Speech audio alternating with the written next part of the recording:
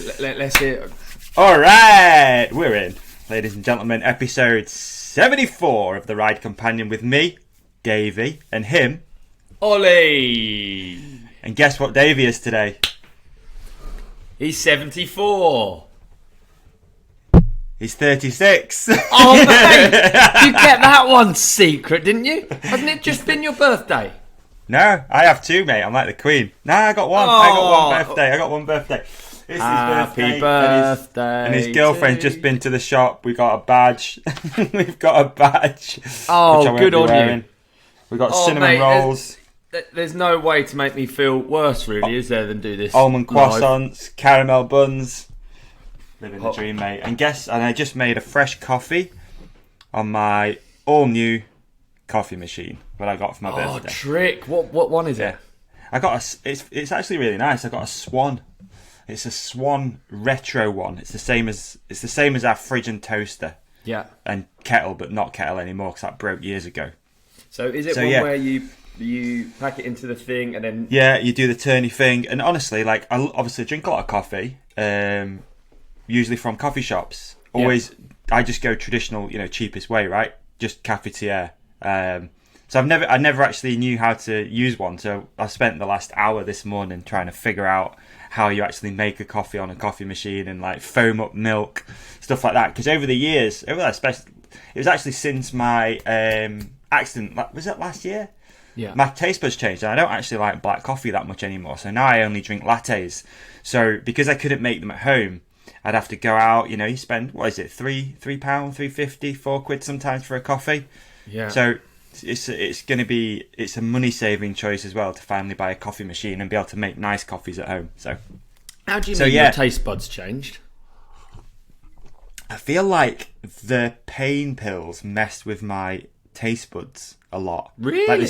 After being in bed and taking loads of pain pills, like I can't drink black coffee anymore. Like I'll drink it, but I don't like it like I did before.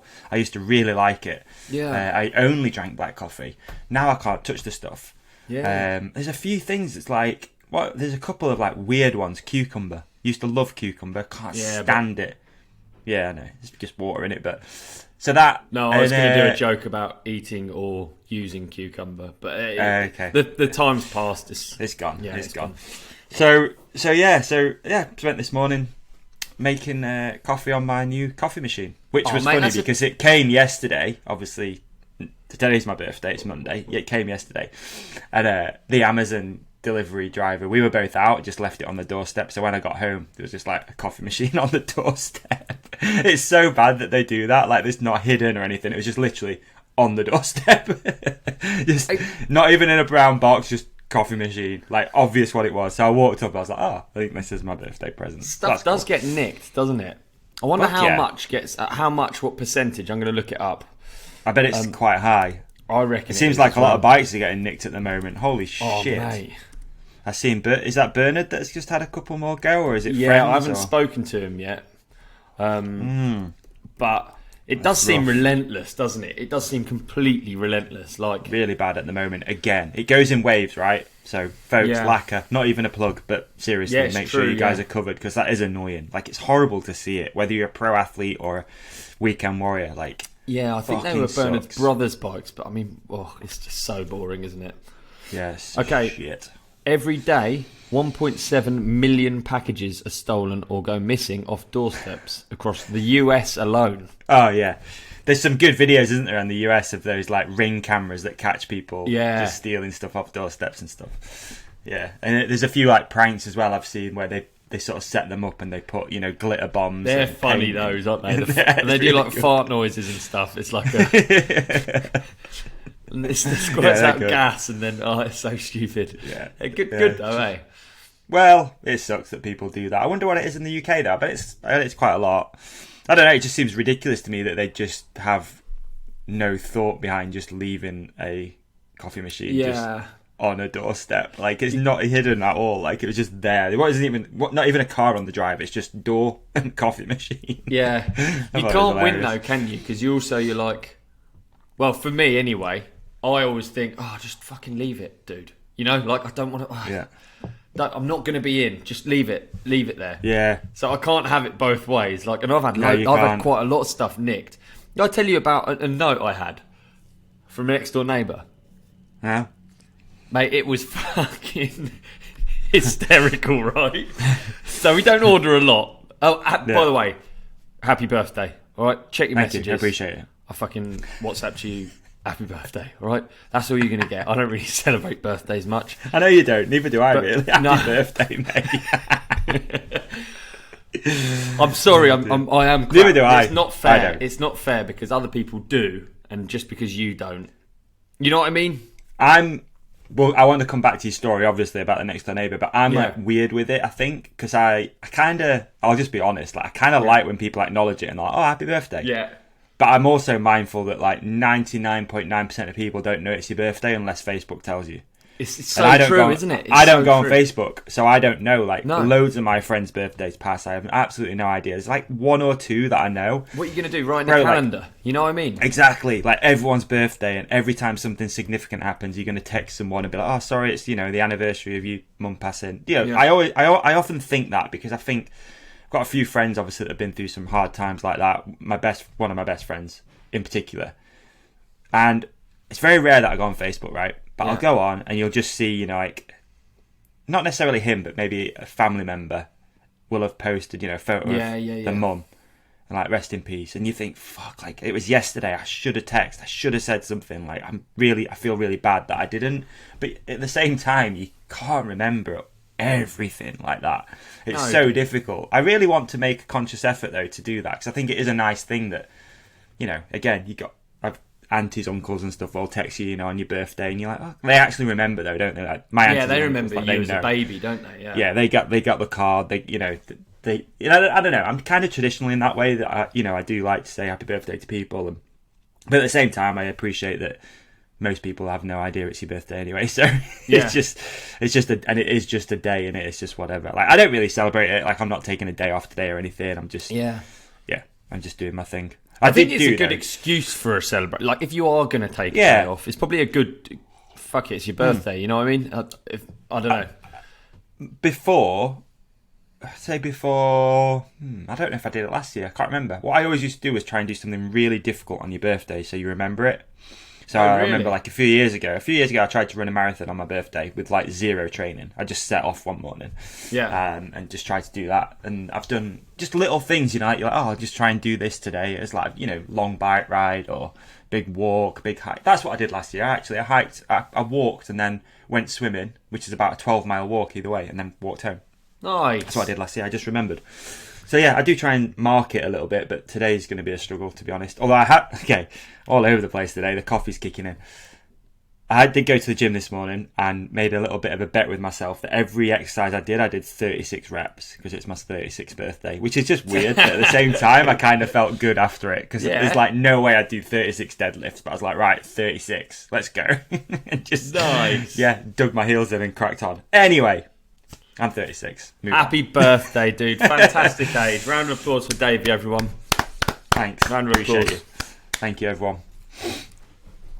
Anyway, what's this note? Oh, yeah. Yeah. Wow, it's lucky you're on it, dude. So, I got some old shit from Amazon, I don't know what it is. It's not important. Like, George George buys quite a lot of stuff, like, I don't know, inner tubes. Stuff just like boring stuff that you can't get wrong almost through Amazon. Yeah. So she's ordered it, and then and it always arrives at our door, right?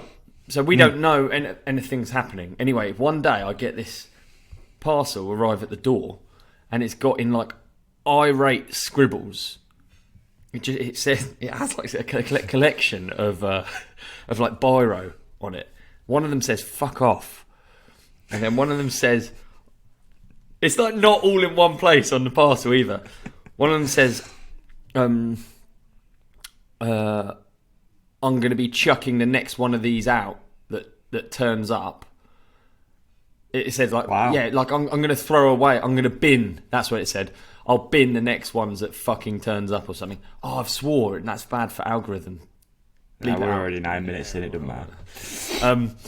So it said all of this. And then it said like, so basically, there's another place around the corner that is the same number as us. That's confusing. So, but whereas we've got an A on the end, so I'm 23, and I'm 23A, and they're just 23. Yeah, of course. So do you know what instantly struck me? And I think it's because I don't know. I've always my mum always told me to think of it the other way around. If you see what I mean, like okay. I thought look how at it from funny, their perspective. Yeah, like look at it from their perspective, but then also any problem that you have, think about ways. Just try and like reverse engineer it. So like think. So for instance, this example is completely perfect, right? So if I'm thinking from their point of view, that is annoying. My parcels turn up at their door. Yeah. Very annoying. Yeah. You have to drop it round. You feel like what can you do? You're not going to leave it in the rain, and the person doesn't know it's there. You're not going to. You know what I mean? It's an annoying position to be in. I agree fully. The problem is, how do I know it's going on unless you tell me? I don't know. Nothing has changed. So my parcels have been turning up. So then my reverse engineer brain thinks, how does he know that I haven't been dropping around his parcels? Do you see what I mean? So I thought it'd be quite funny to just do like on his parcel, right, for the last 20 years I've been delivering your parcels, mate. Do you see what I mean? It's quite a complicated one. I do. Yeah, I do. It is annoying. We had one recently because Emma and I usually are both working at home. Most people on this like little bit where we live seem to not work at home, so anything that comes usually ends up at our house. Yeah. And a guy who's like 2 doors down must have ordered like loads of car parts, and they were massive, dude. They were like wing, maybe a bonnet. Like it was fucking massive. And I'm in a meeting.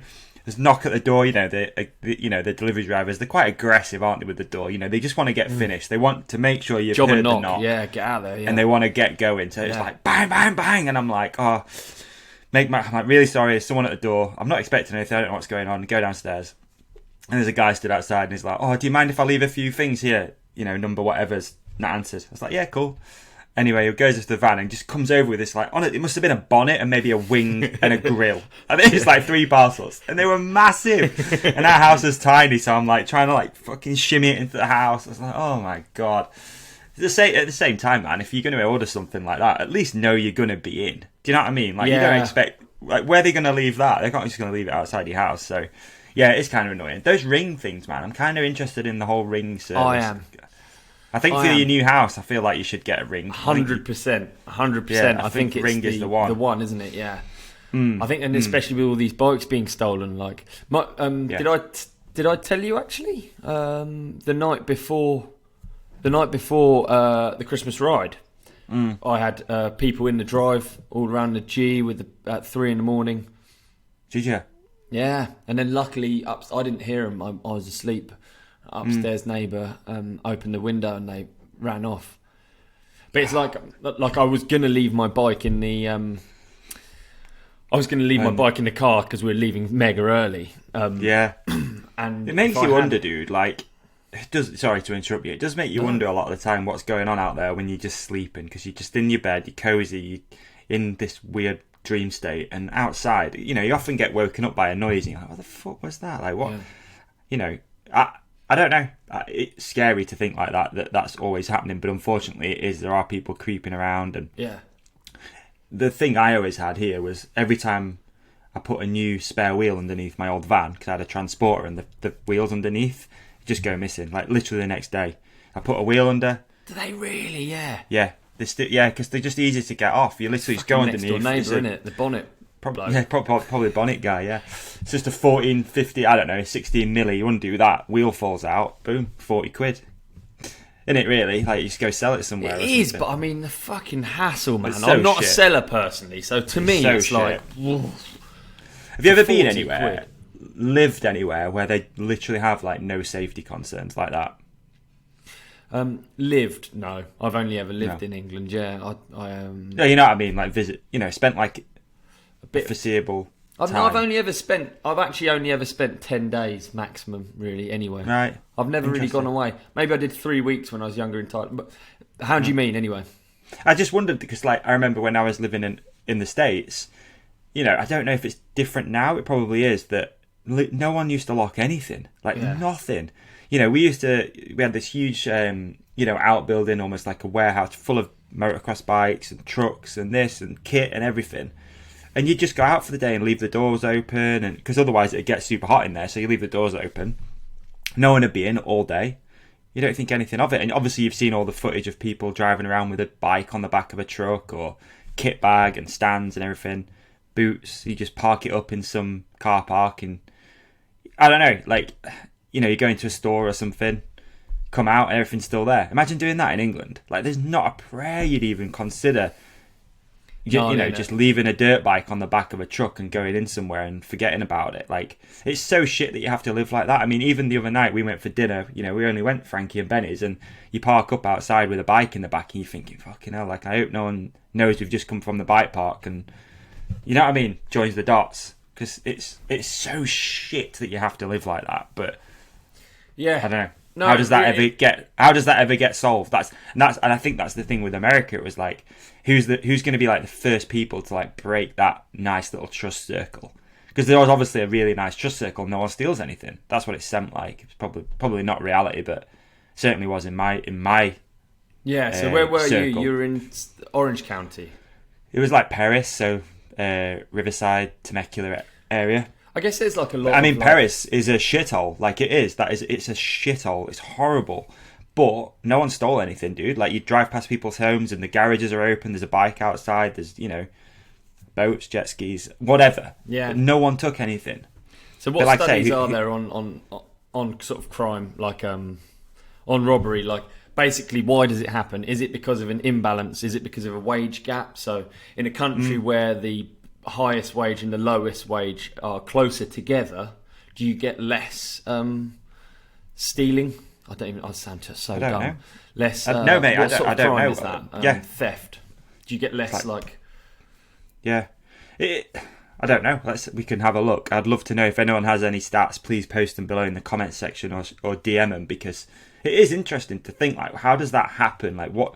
Where is that imbalance, and why do people feel they have to do that? I think that's what it is. I think it's you put a poor area near a rich area, and it's why wouldn't you? What, you're going to leave your expensive bike I can't afford in the garden?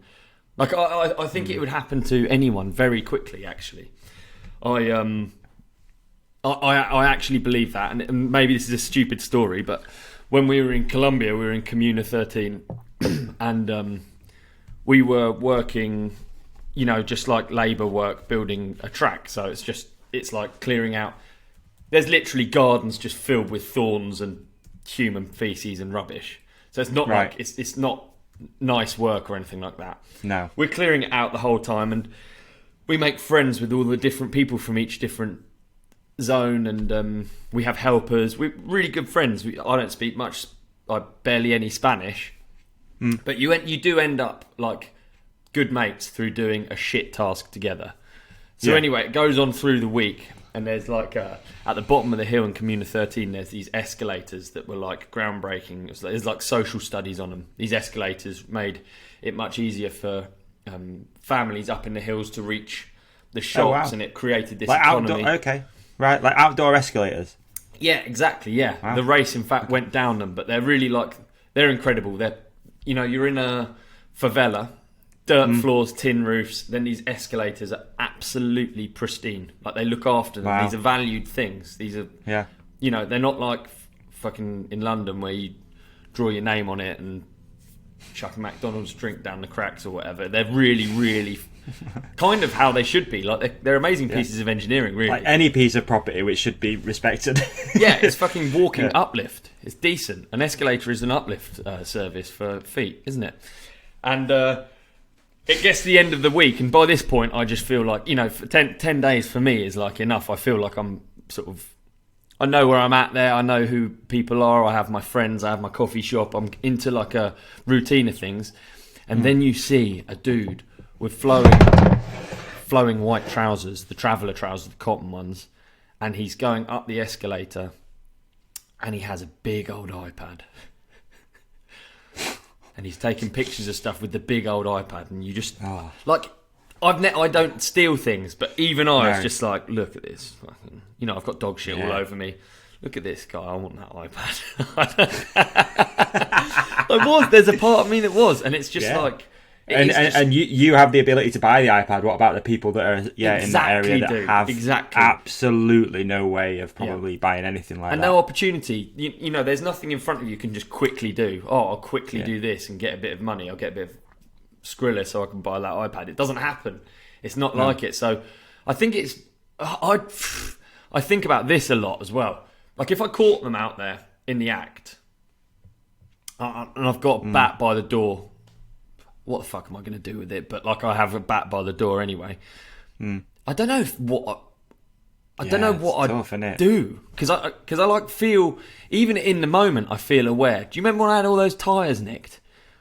Yeah. Like I was gutted about it, but even in that moment I was like, but I mean, if you're fucking nicking bald tyres, like your life's not.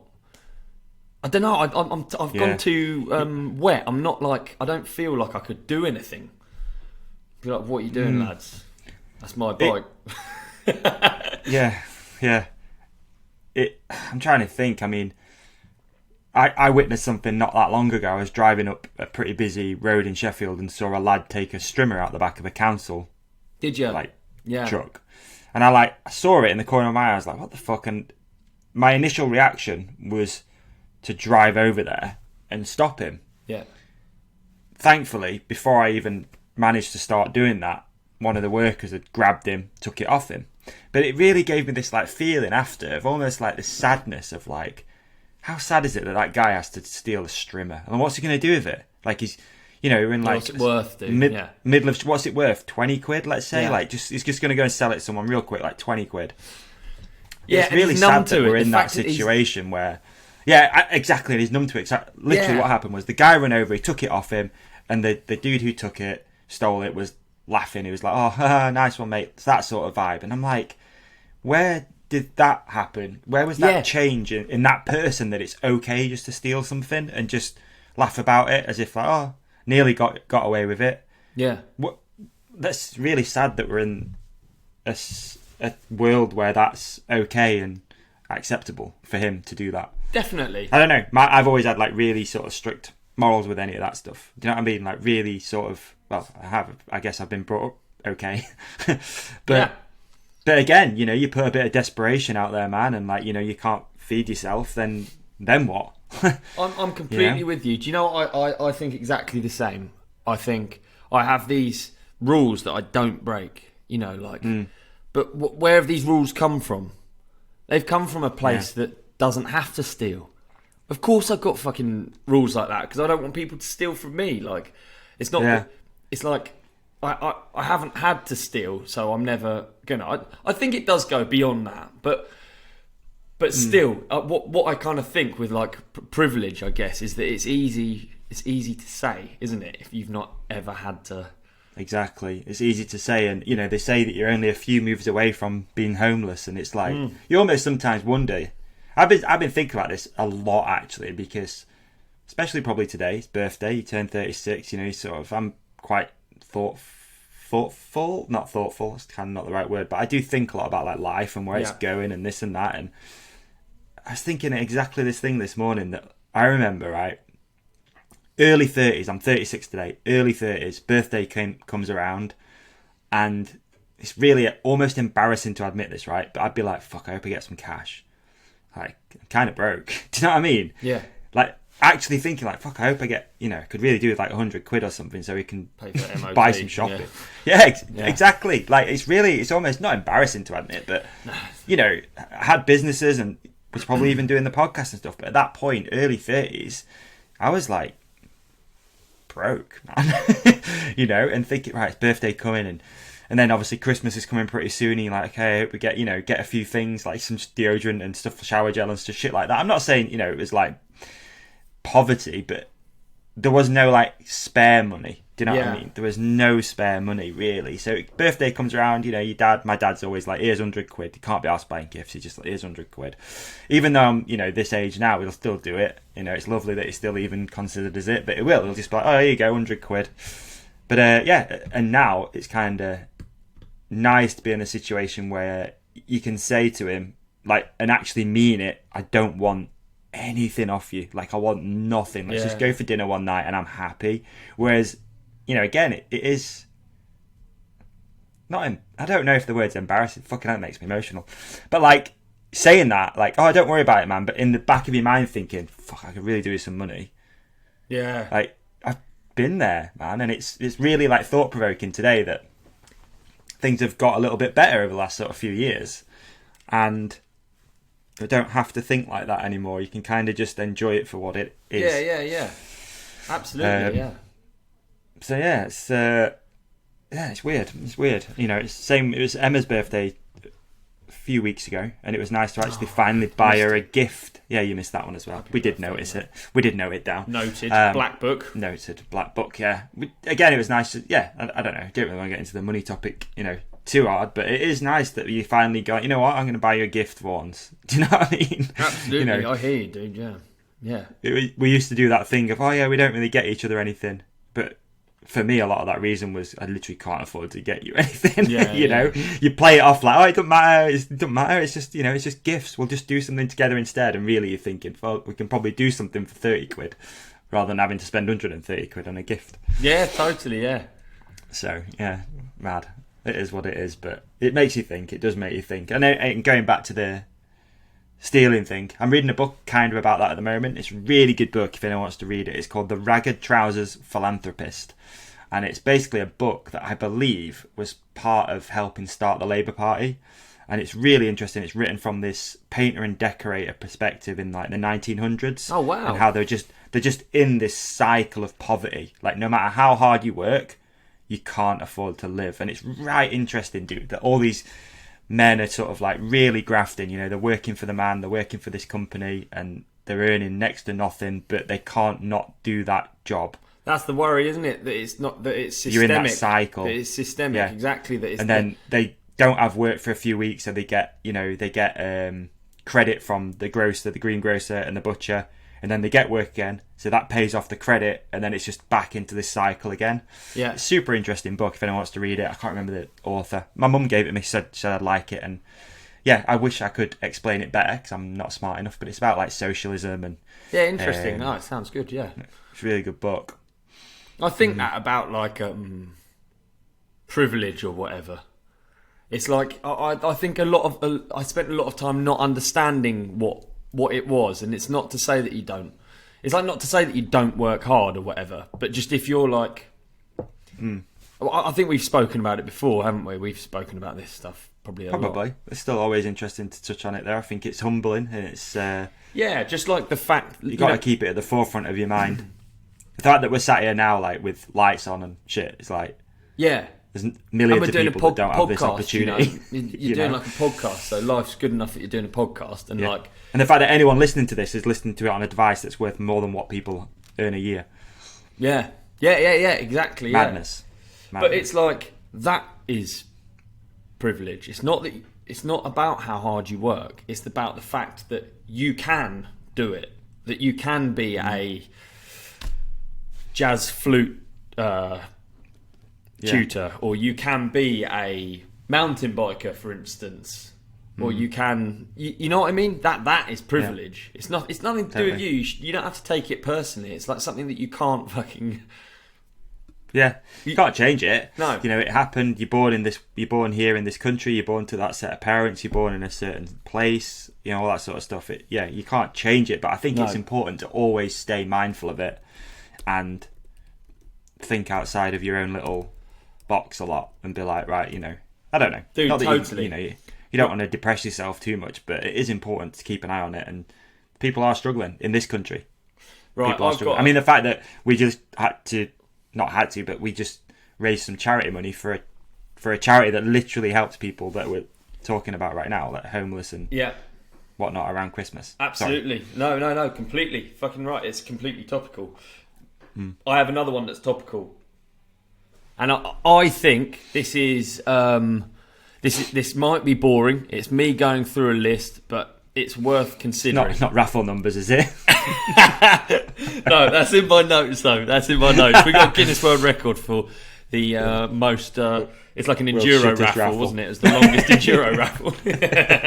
No, it was good. It was fantastic. But okay, so this is topical at the minute. It is basically this is the countries where homosexuality is illegal. Now, I'm not. To me, that's utterly ridiculous. But also, it is indicative. Don't know if that's a word of other shit. You know, imagine if you could make homosexuality illegal, what other shit's going on? So it's almost like a measure. You know. Okay. Do you see what I mean? You know, like in inflation, the price of a Mars bar is.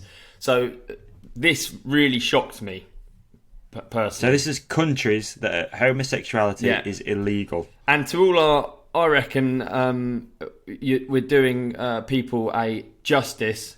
Anyone who's homosexual or whatever, we're doing them a justice by just going through this fucking boring list of countries.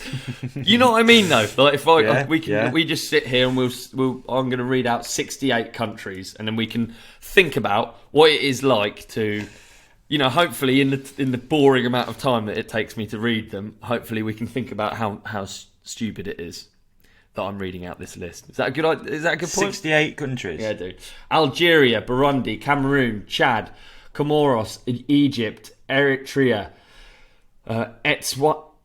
Eswatini, Ethiopia, Gambia, Ghana, Guinea, Kenya, Liberia, Libya, Malawi, Mauritania, Mauritius, Morocco, Namibia, Nigeria, Senegal, Sierra Leone, Somalia, South Sudan, Sudan, Tanzania, Togo, Tunisia, Uganda, Zambia, Zimbabwe, Afghanistan, Bangladesh, Brunei, Indonesia, Iran, Iraq, Kuwait, Lebanon, Malaysia, Maldives, Myanmar, Oman, Pakistan, Palestine, Qatar, Saudi Arabia, Sri Lanka, Syria, Turkmenistan, UAE, Uzbekistan, Yemen, Barbados, Dominica, Grenada, Guyana, Jamaica, St. Lucia, St. Vincent and the Grenadines, the Cook Islands, Kiribati, Papua New Guinea, Samoa, Solomon Islands, Tonga, and Tuvalu.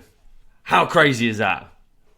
Mate, and well done for getting through them as well. There's holiday destinations in there. Yeah, you know? There is holiday. There's a few really stood out. Egypt, Mauritius really stood out to me as places where I really want to go and visit. Absolutely. And that is places where homosexuality is actually illegal. It's illegal to be gay. That's right. In those countries. That's right. That's a real thing. And yeah, it's crazy that's a real thing. I'm just trying to think. Most of those Muslim countries, I don't really understand. Again, I don't know. No, I tell you what. There's a good. No, it's hard to. There's a good mix, to be honest, because it's split down into continents: Oceania, Americas, Asia, including the Middle East, and Africa. So there's all kinds of different. I think religions, colours. What I was just about to say, and this is again probably super stupid, but you think to yourself, you go, well, in an age like this, we're in 2022. How can that be a thing? But this is going to sound ridiculous, but we are living in our version of 2022. Exactly. Those people are living in their version of 2022. That could be biblical for in their 2022. So yeah, I always think that when people say, "Oh, it's 2022," it's like, yeah, but not everyone's on that same timeline. No. Not everyone's on that same path of this and that, and it's going to take time, hopefully, for those countries to catch up, I guess you'd say, and let people do whatever the fuck you want, because we're just on a spinning rock. It gets to such a difficult point, doesn't it? Because it gets to, I feel like I didn't speak properly. I didn't get my thoughts across last week on the show about. We didn't have any complaints or anything like that, but I felt afterwards, I was like, fuck.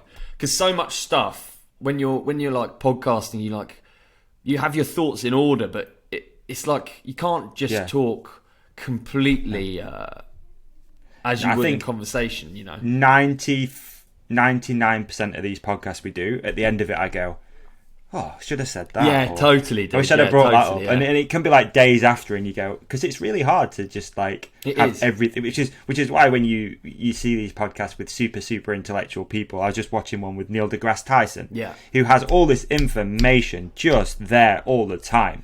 You ask him a question, he's got an answer. You ask me a question, I have an answer, but it's going to take 3 weeks to get it out. I know, right? I know. We've come back in 3 weeks. But yeah, that's crazy you brought those up, man. I appreciate you doing that. There's quite a lot, isn't it? That's even a thing. It's mad to think that's even a thing. And I think a lot of the what would you call it? Sort of controversy around the World Cup is justified. Personally, I know I've seen various things on Twitter. I dive into Twitter every now and again. You see people say, "Oh, just get on with it. It's their rules. It's their this and that other." But I think everyone should agree that it's your body and you should do whatever you want to do with it. It is so hard and such a minefield, and especially if you're talking about it in real time, you can't build your thoughts and formulate them because it's so. Because I obviously I agree. Obviously, yeah. Obviously different. You know, whatever you want to do, and we haven't been brought up in that culture, so it's like they are quite literally different people with different views, and it's just different. And you can't, in the same breath, you can't then just go and there's all sorts of bad things that go on. You can't just steam in and put your beliefs in place. You know what I mean? Yeah, definitely. I mean, we do the same in our country when people come over and they're like, "Oh, I can't think of a good example without potentially being racist without trying to be." But you know what I mean? You have to walk that line quite. You fucking do, you know what I mean? But yeah, other nationalities or whatever come over and they're like, "No, this is the way we do things." But it's like, yeah, but it's not how we've evolved our culture, so it's different. And not saying it's wrong, but it's different. And yeah, mate, that's a fucking fine line to walk. Mate, it is really difficult, isn't it? But it's kind of the point there. I think that everyone should have conversation about it, and that's the thing, isn't it? It's that cognitive dissonance that you just go, "Oh, it's not happening. It's not happening here, so crack on." Mate, I find that is a thing around the world. Who was I talking to recently? I was talking to someone with their kid. It could have even been at the Christmas ride, but we were talking about school and going to school, and I think we got onto RE. I wish I could skip RE, and I was just like, dude, I wish I pay attention in RE. I really wish because it just tells you so much about the world. All they essentially are clubs of thought. You know what I mean? Yeah. So it's how do you stop people all fucking seem stealing? to descend from a similar thing. Yeah. It's just gone off on their own little exactly. tangent. That's as far as all it was I understand. There was one caveman who was a bit smarter than the others. He had a bit of foresight, and he was like, "Fucking hell, how can I stop people shagging my wife?" We're gonna have to. They keep on shagging my wife, and they keep on nicking all my blankets. So I'm freezing cold here. I have to. How do I stop this? And he came up with a few rules, and he stuck with them, and he made it attractive by making it a club and making it a school of thought. I honestly think that's essentially how all of it was started, and that's how. I tell you what, in the new house, I've been working on the new house. I look out the window; it's opposite a church. I look at the church on a Sunday. I see these people queuing up outside, and I can't hate on it.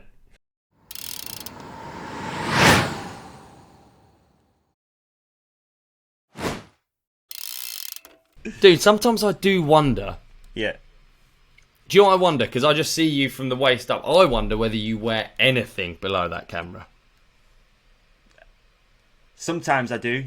Sometimes I don't. At the moment, I do, but I don't. Because I'm just going to slightly take these off. Because I want to talk to you about what I'm wearing down below. Dude. Because there's nothing worse than being uncomfortable. So you're actually now naked, honestly, from the waist down? Yeah. Wow. You don't need me to prove it, do you? This is cool. No, I don't. No, I don't. No one needs to see my bum on this. Or front bum. So, this amazing brand has been a sponsor of the podcast for a long time. You could say they were the first sponsor. And throughout the years, mate, we've converted tens of thousands of people into owning and wearing the best underwear on planet Earth. And obviously that brand, if you're listening, is Sax. That's right. Dude, I've got some on right now. Of course you have. Most people have that are listening.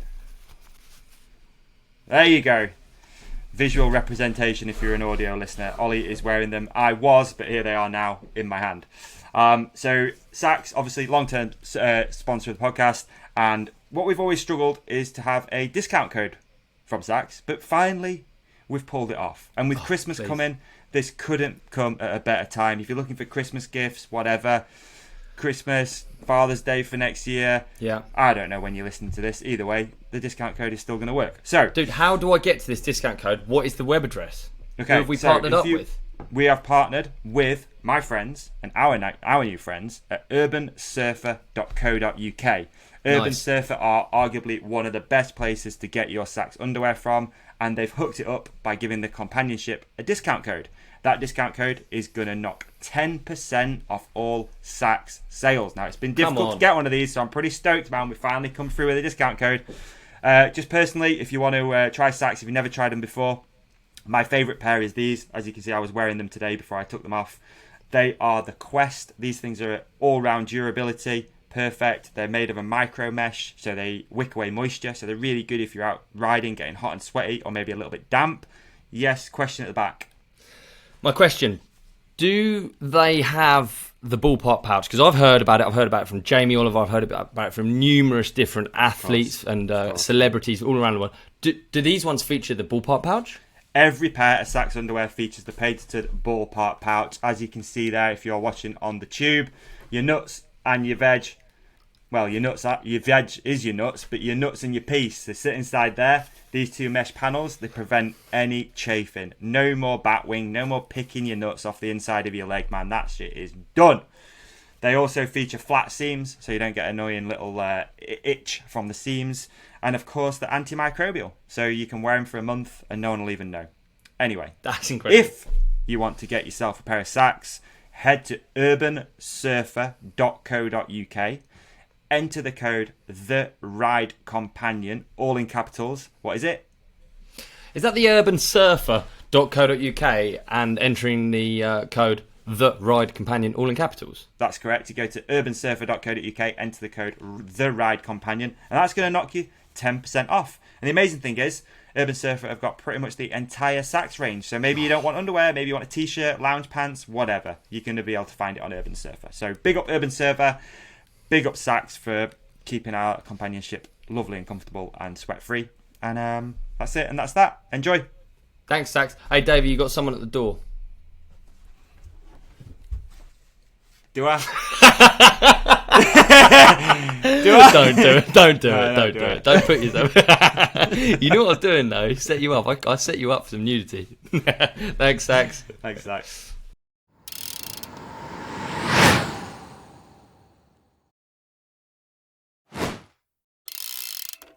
It's community. It's community, love. Mate. It's all good. I'm not a religious person, but I don't shit on it. I used to shit on it. I don't anymore. I'm like, I shit on the financial side of it a little bit. I'll be honest. Yeah, that's dude. That's the bit I don't like because they're just dude, like there's fuckery everywhere, isn't there? And like holy water and all that sort of stuff. Yeah.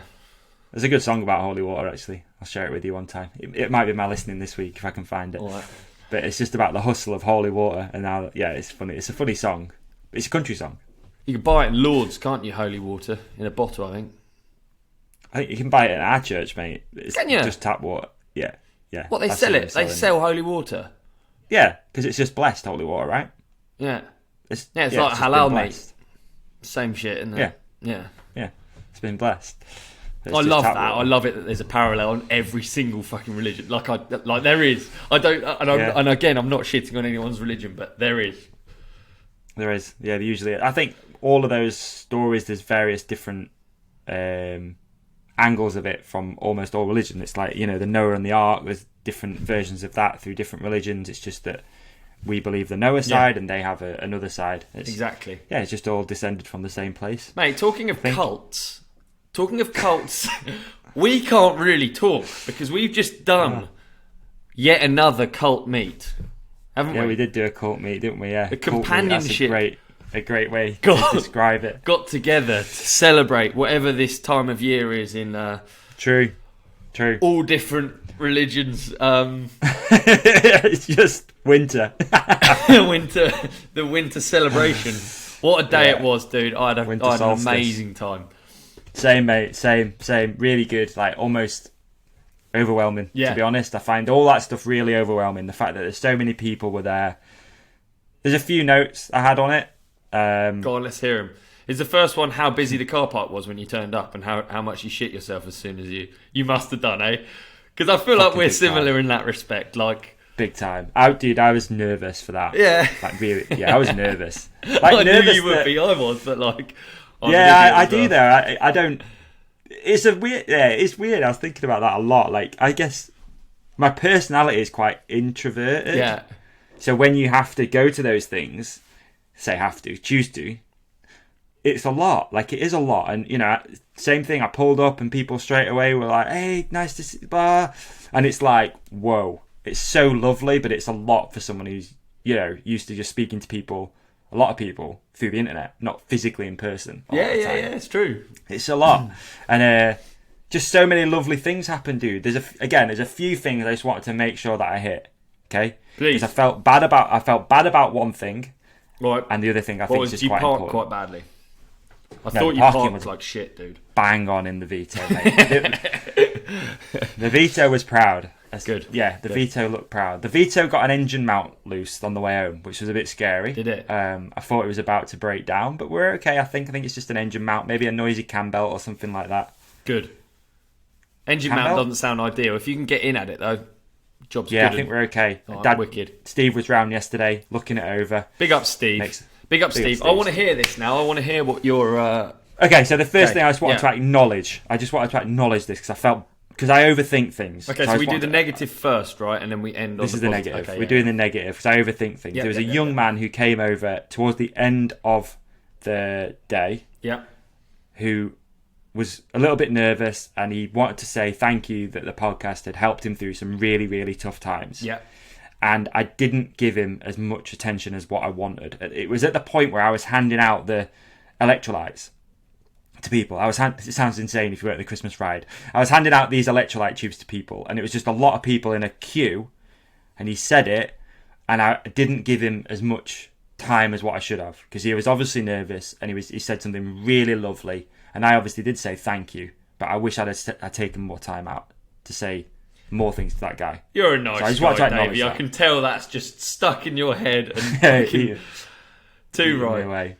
Leave me away. So yeah, I just wanted to acknowledge that. So thank you to that young man. I didn't see him all day. It was just at the end when I saw him, and it just stuck out a lot. Second thing was, it was just like really overwhelming to think about. There's a lot of people that come to the Christmas ride on their own. Yeah. And yeah, I love that. Yeah, like, I absolutely loved it. And I didn't, until the drive home, I didn't really think about it too much, but I was really thinking about this community that we have created, not we as in me and you, as in we as a collective of this community. It's just a podcast, right? Cool. Companion. It's just a companionship, It's just companionship. Yeah. We have created this thing where people feel they can come to on their own. Yeah. And there are that is people that aren't probably that confident. Two sides of the spectrum. Tim from Wales, confident, loves it. They're on his own. A few mates, obviously. But he's happy. There's a few other people, remain nameless, obviously, that I spoke to, that maybe it was a big thing for them to come and do something on their own with people that they didn't know. So the fact that the community is welcoming enough that happens is mind-blowing. And also, I'm super proud of it. So thank you to everyone who did come to the Christmas ride, who is welcoming, lovely people. There's not a bad person that listens to this podcast, I don't think. No. There's maybe a couple. Yeah, there must be. Percentage-wise, there must be a couple of sex offenders. There's a few bad ones actually come out. Yeah. No, I completely agree. Everyone you meet, you're like... Because I am actually much the same as you. I do avoid big social things, and it doesn't come naturally for it to be like... not that I feel it's that way, but it feels... It is the ride companion Christmas ride. So it is somehow... You feel like you're responsible for it. You feel like you've got to be on the whole time. I feel that way. I want to exactly like you. I want to like the guy that came over and you felt like you didn't give time to him. I feel like that with everyone. I'd love to like hang out more. Like it's such a good opportunity to do it. And like I feel like we did. We spent loads. I just got lost on the uplift and just chat to anyone. And like you say, a lot of people are there on their own or they're. Yeah, I mean... Yeah. And amazing. But what I just remembered, that's what stopped me worrying was like last year when we did the Christmas ride in Forest of Dean. I remember just coming away just thinking, fucking, that was like hanging out with mates. Yeah. It wasn't like it was like an effort. So different as well. Like that ride to this one was like chalk and cheese, like two different sports. Yeah. Like one was with 30 people, and then this one was, I think it was like 170 something in the Absolutely, end. yeah. It's a pretty big jump. Yeah, absolutely. But it felt just as intimate in a weird kind of way. 100%. Well, it's just because everyone you talk to is fucking like-minded. It's wicked, really cool. So I think the companionship is it's a cult. And also anyone who's there, they go straight up to tier 1. I had someone mention the tiers to me whilst I was there. It just fucking made me laugh.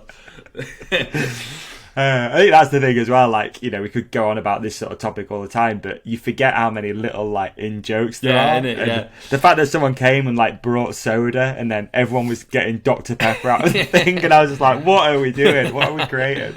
Yeah, it's so good. People come up and remember things from years ago, and it's funny. It's hilarious. Thank you so much to everyone who supports this thing. It's cool because we're only just getting started. Yeah, so. too right. Yeah. So big thanks to Bike Park Wales as well. The trails. It was a gloomy day. Merthyr. It wasn't. It was a wet day, but it wasn't gloomy. I wouldn't have said. We had some amazing. It wasn't raining. It wasn't raining. No.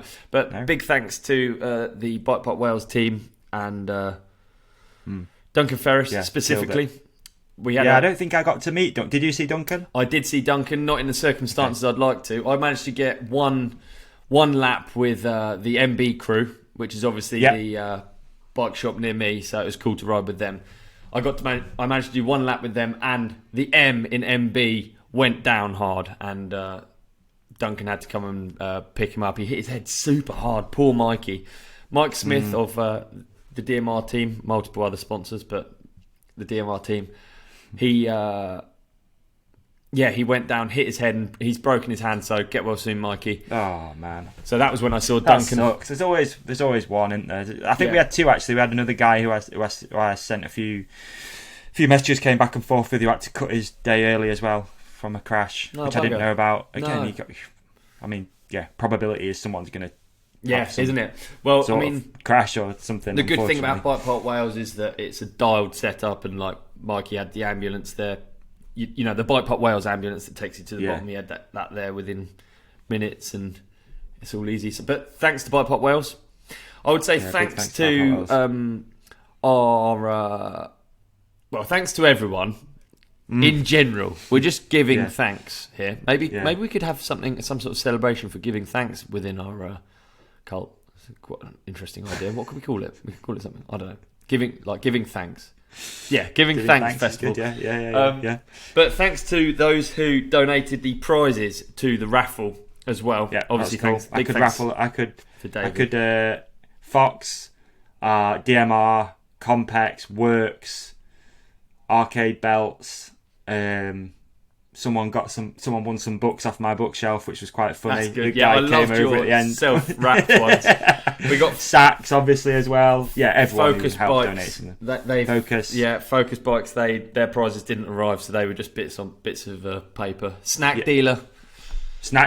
Days, their prizes didn't arrive. I got home and there was a crate of Days here ready to go, but it came on Friday. So thanks anyway, and amazing idea. Peak Supplements. Supplements gave away electrolytes to every single person, which was crazy. And you counted up just under £500.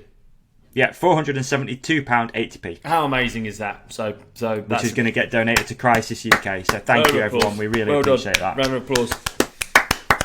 Amazing. Yeah, it's nice, man. It's nice that money is going to make a difference. So just keep an eye on the social media. I just haven't had time to go to the bank yet, but I'll pay it in and then pay Crisis UK. Wicked. So beautiful. Yeah, I mean, imagine being homeless right now. It's cold out, isn't it? Yeah, I don't want to imagine it. It's suck. Yeah, it was cold enough going to the gym this morning. Never mind living out there. Yeah. So shit. It made me laugh how many conversations. Bad segue, but it made me laugh how many conversations I had about heating. Like that really struck a note. Like people have Are you any closer to figuring it out? What the have answer? You got a solution? No one has the ansser. No, I don't. I tell you what, the answer either. that smart meter can fuck off. That's for sure. Yeah, they've got to go. You've got to do it manual, I think. I want to I just put tape over the price bit. If it just had kilowatts, I wouldn't care. But it's just the price bit. It's not cool. Yeah, no, I don't want to know. Need to see that. I want to do this. Like Imagine if your bike did that. Like every time you pedalled it, it was like, you know, this is how much it's depreciating in value. It's kind of like it though. Hey, like a cassette. You know, it's like you go out on a muddy ride. It does cost you something. It's fucking horrible actually to think of human. Yeah, imagine if it's just a little ticker. Brake pads going down. Your cassette is going down. You've got though. How many tickers you've got going on? Like your carbon footprint, like what you're kicking out every day, how much fucking damage you're doing, and then you've got your cassette wear, and you've got like okay. Imagine if you had like an arthritis count for each joint. You start realising like your left foot, because it's always the one that takes the first step. It's doing extra. Yeah. So you realise how many. You have to be like Trump and just think that everyone has the same amount of heartbeats. When the heartbeats finish, you're done. Is that what he says? Yeah. Yeah. His whole thing, I believe, is that you just have like every person has, let's say, X amount of heartbeats, and when you get to that point, that's it. It's over. So your heart. Is that why he doesn't? Is that why he doesn't? So he eats cheeseburgers and drinks Coke. Yeah. Because he just thinks that it's like whatever. You're just gonna have that amount of heartbeats no matter what. Is that honestly what he? He hasn't backed. I believe so. There you go. I might have made it up, but I think it's true. Dude, he's made a bit of money, right? He's made a bit of money. There was a movie like that, wasn't there? Oh man, it's just turned into one of those episodes where we just. Oh yeah, you know, maybe. I watched a good movie the other day. It's called The Watch. It's on Disney Plus. It's old though. Jonah Hill. Yeah. The movie I was talking about was where you have like there was like a code across their wrist, and then you have only a certain number of days left, and you buy back days. So all of the like poor people were really low days, and like each day you have to work to get your like, or it's minutes or it's seconds or something. You know, it's a and it like counts down. It's a countdown timer on your wrist. I can't remember what it's called, but it's kind of like interesting because it's almost like the perfect analogy for what we were talking about earlier about rich and poor and stuff, because if you've got a low number on here, you're gonna behave a little bit different. You are, right? In fact, it's the perfect analogy, and that's entirely why they made that movie. But yeah, it is. You would behave very differently. It always makes you think, like, you know, people obviously that have near-death experiences and stuff live totally different lives post that, and it's like, you know, we could go down this whole motivational route and blah blah blah, but what are you waiting for? Like, what are you waiting for? It's, you know, with anything that you want to do, if you've got a list of things you want to do, like, go out and do it, because you don't know when that day's coming, when it's all just going to end. And I think the goal is, dude, you just literally get to that final day and you've got no regrets. You've got none. You just like, I did everything. I pursued every opportunity I wanted to pursue. I started the business. I dated the girl, boy, whatever. Did the thing. Yeah, I think it's important. Really important, absolutely, actually. Yeah. You can get those calendars that I'd never have because they just look trippy, but it's like it's a pretty big like wall art thing, and you mark off every day, and it's got like how many days you are expected to live, sort of thing. I don't know if that's good or not. Whether that just freak you the fuck out. I don't know. I've got or to say, would you just be like, I'm halfway through it. Yeah, gotta go. I don't know. Yeah, just looking at it objectively, I think when a dog has zoomies, that's what I want my life to look like. I don't want to be counting shit down. I don't want to be fucking setting goals. Dogs a great example, man. They live in the moment. They give them some space. They run. I want to be doing zoomies. I know there's not every example. I can't always do the zoomies, or the human version of the zoomies, which is probly dogs shag as well, don't they? Yeah, they do the zoomies. They shag. They eat, and they human version e-biking. I think it might be. I think it might be. I got dropped, guys. I've got a report. The Focus Jam SL. I got dropped. The what difference was made apparent by Ben and Brendan. We did like a power hour, and I thought I'm going to bring the SL along, and I'm going to try and go up against these 80 Newton meter torque bikes. But it was super interesting, dude. And this is boring bike chat. Is this boring bike chat? No, let's do bike chat. Let's have a little bit of bike chat. Yeah. So you only realise the torque difference when you're going as hard as physically possible. You know, like it was cool because I was so gassed and. And what does hard as physical possible look like? What we talking? Uphill? Yeah, so we just do tracks and we just do it like so. Yeah. You know, over the years we've done that a lot during the winters. Me, Bren, Bernard, Mike, Ben, we do like these power hours where you just go out and you do. It's why I can never understand when people say to me, "Oh, it's cheating" or "It's lazy." It's like the most horrible rides I do are e-bike rides. So you just ride a couple of tracks and you just do lap. Yeah, you can do like a whole ride. Basically, you just don't stop. You're on the limit the whole time, and you don't talk necessarily, so you don't ever pause. And so we went and did this. You know, I'm talking about like 20-second hill. So we're just doing lap, different tracks, and I was completely out of it. I was really, really blowing because just that extra little bit of torque is torque that you don't have to get from your legs, if you see what I mean. So yeah, it's just helping that a little bit more. When you're redlining on any bike, that's when you're experiencing that's the only time you'd notice. So for every other ride, it's been completely fine. So this was like a bit of an experiment still, see if I could keep up. Obviously, those guys are super fit too, so it's going to be harder. But yeah, it was interesting. There's the difference. Yeah, when people bomb on 80s, you can't keep up on a 60. I mean, that's physics. I know, and it shouldn't be a surprise. But up until now, the bike has been almost like I've been like fucking waiting for. You know what I mean? Waiting for something to be. Where you know with the Enduro World Series, like the electric version, is it? Yeah, I can't remember what they call it. Right? EEWS. It's I know. I hope they do. Do they call it that? EEWS? I think it is. Yeah. Yeah, that's a great name if they do. It's an obvious one. But is that where the SL might come into play, or do you think you still need a full power e-bike? Great question. Because thank you. That is a great question because with an SL, it's like on a flatter stage or on a 10-minute stage where maybe there's like periods where you're traversing and you're above the motor. It's a gut punch. Anyone who rides a normal e-bike, whether it's a Shimano, a Bosch, a whatever, it is a gut punch pedaling above the motor. Yeah, once you're above that motor, it's tough. Exactly, yeah. Whereas on the Fazua, it's not. It's more like a normal bike, so you can pedal above the motor. So I think on flat stages it'd be really good. I also think that with some of the climbs, any of the special stage climbs, you'd be fucked. Anything steep that needs torque, you're going to get dropped. But I think a lot of the climbs on the EEWS are actually chillers. You know, not chillers, but like you don't have to like redline the whole time. So right, you can just plod up. Yeah, but you know, not plod, but stay below. In the battery, maybe. I mean, I have heard. I've never done an EWS myself. I've ridden EWS Madeira stages, but I've never. You know, I only have that as an example. But there are uphills in a lot of these. I mean, it's fucking tough racing, dude. Tough racing. Isn't it? Like pedaling I'm not signing up to any in any rush, that's for sure. Yeah. But yes, I was beat after the weekend, that's for damn sure. After Friday, holy shit. I thought if this was like a race, I was done. I was done at the end. I was pretty tired, to be honest.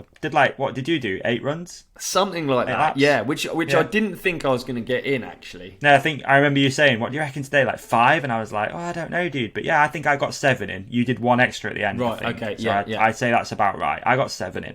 I think it was 7. It was wicked, wasn't it? You and I got to ride quite a bit together or be on the uplift together. Yeah, but to be honest, otherwise it was complete like I was on a different bus load of people every time, which was really cool actually. Got a chance to like got to split up and see other people, meet other people. I'll tell you who I did follow for a run, which blew me away, was Beney. Beney was shredding, dude. Beney was going. Yeah. I dropped in behind him. I didn't know it was him. I just saw the MB jersey. So I was like, I just dropped in behind him. And I'm like, okay, he's going pretty quick here. You know, like, and then there was it was one of the first trails we rode. It had a bunch of jumps on it. And whoever it was in front of me was jumping him and doing like whips. And I was like, fucking hell, this is fun. Like, okay, you know, whatever. And got to the end. I look over and it's Beney. And I was like, fuck, dude. I've got it on camera. I was like, dude, you were killing it then. Oh my God. Yeah. Yeah, Beney was killing it. Yeah, Beney was. Ollie. Beney was. Who else did we have that was stand out? I mean, Brendan, but it is what it is. Yeah, Brendan's on a downhill good at biking, bike, isn't he? Brendan's good at Christian. Right, Christian is good, isn't he, as well? Yes.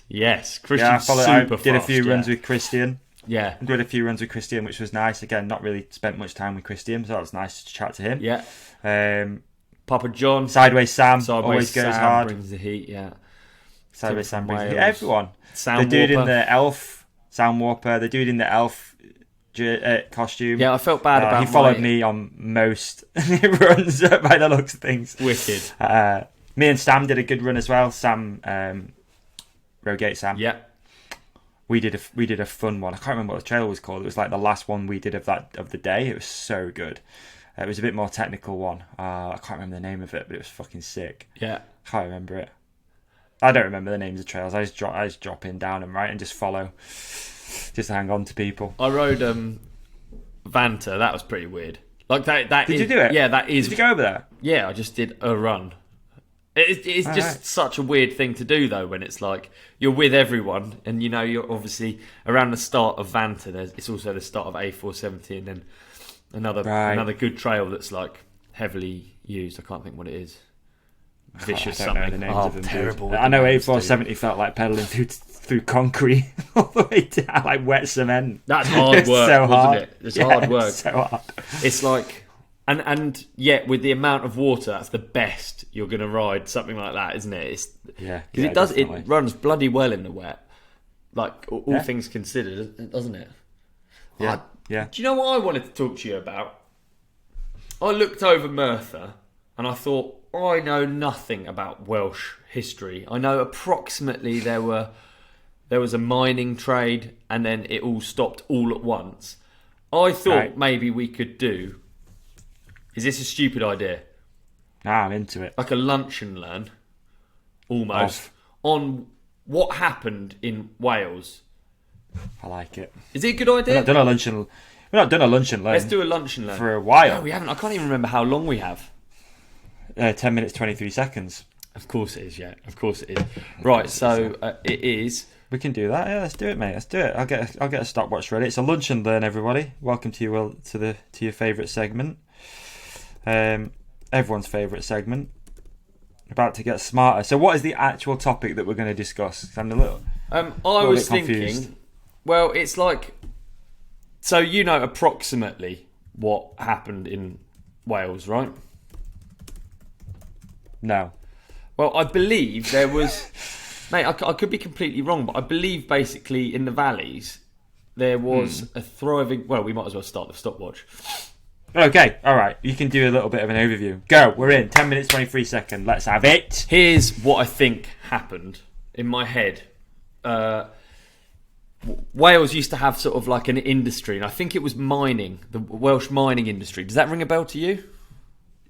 Yes, it does ring a bell to me. Yeah, it definitely rings a bell to me. There's a lot of mines in Wales. I think it was slate mining, and I think that it all of a sudden stopped. Slate and coal as well. The coal industry in Wales. I'm going down that rabbit hole in a minute. So we're doing like Welsh mining history, basically, is what we're doing, basically, right? Yeah. But really, I mean, to be honest, we're doing Welsh economy, and it's like no one's going to click on that link, are they? That sounds so boring. No. It's not boring, but it sounds so boring. But I think pretty much that's what we're doing because there was really so the coal industry in Wales played an important role in the Industrial Revolution. So this was the Industrial Revolution is like a super big turning point in history, isn't it? Exactly, and it's like a crazy steep point on the graph, and like you know we're living in a world that has gone through the Industrial Revolution. So coal mining in Wales expanded in the 18th century to provide fuel for the blast furnaces of the iron and copper industry that were expanding in southern Wales. So there you go. You've got coal, slate, iron, and copper industries. Okay. So, and I think slate, iron, copper. Yeah, and I think that these were largely like, I think that they were exported everywhere, but like largely they served England and Scotland and Wales. Okay. You know what I mean? So they were like a big part of like our economy.